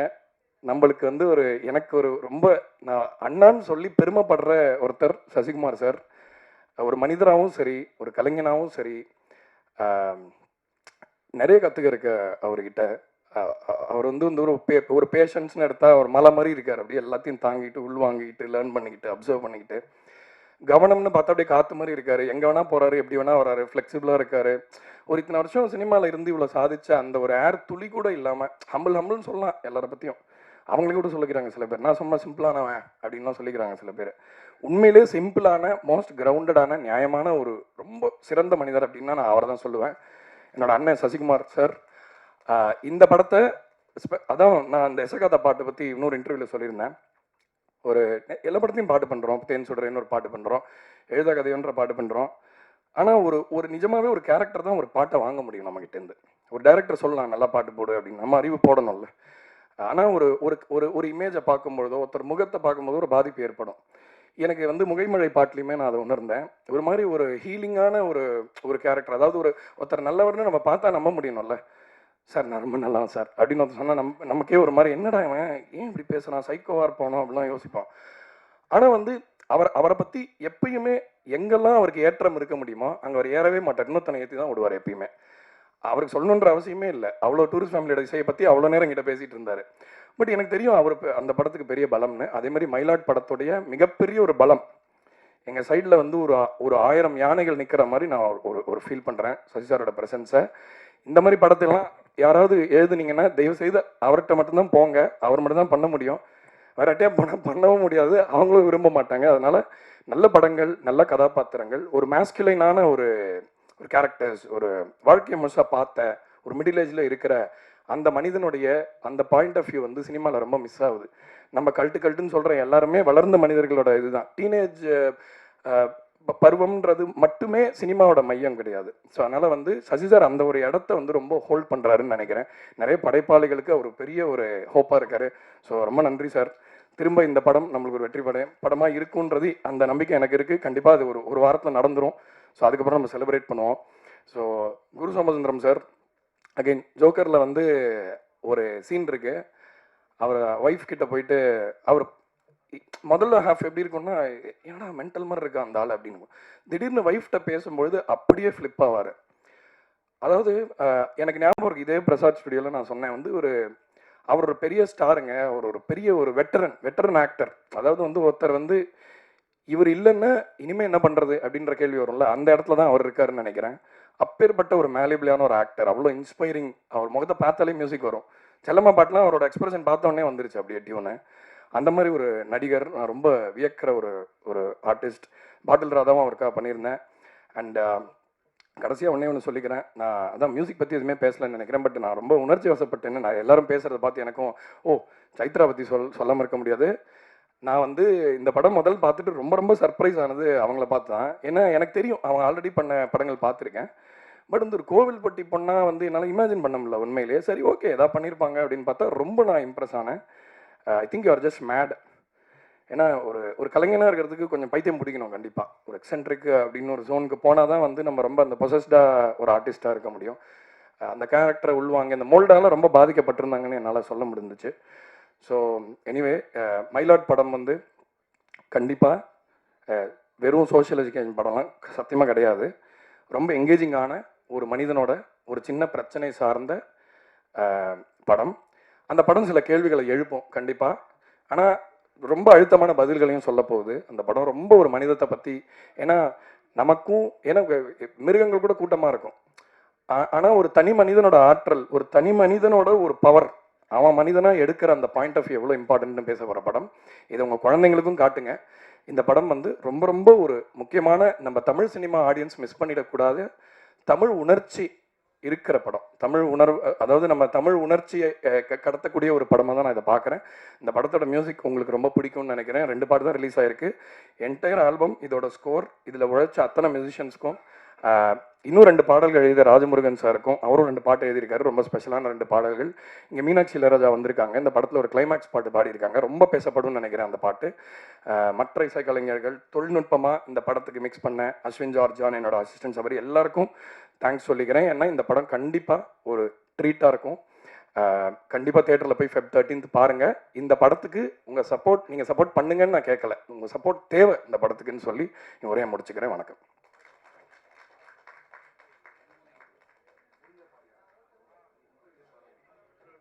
மன்னிக்கணும், எனக்கு இன்டர்வியூலே பாட முடியல, ஜலதோஷமாக இருக்குது. இன்னொரு மேடையில் கண்டிப்பாக பாடுறேன்.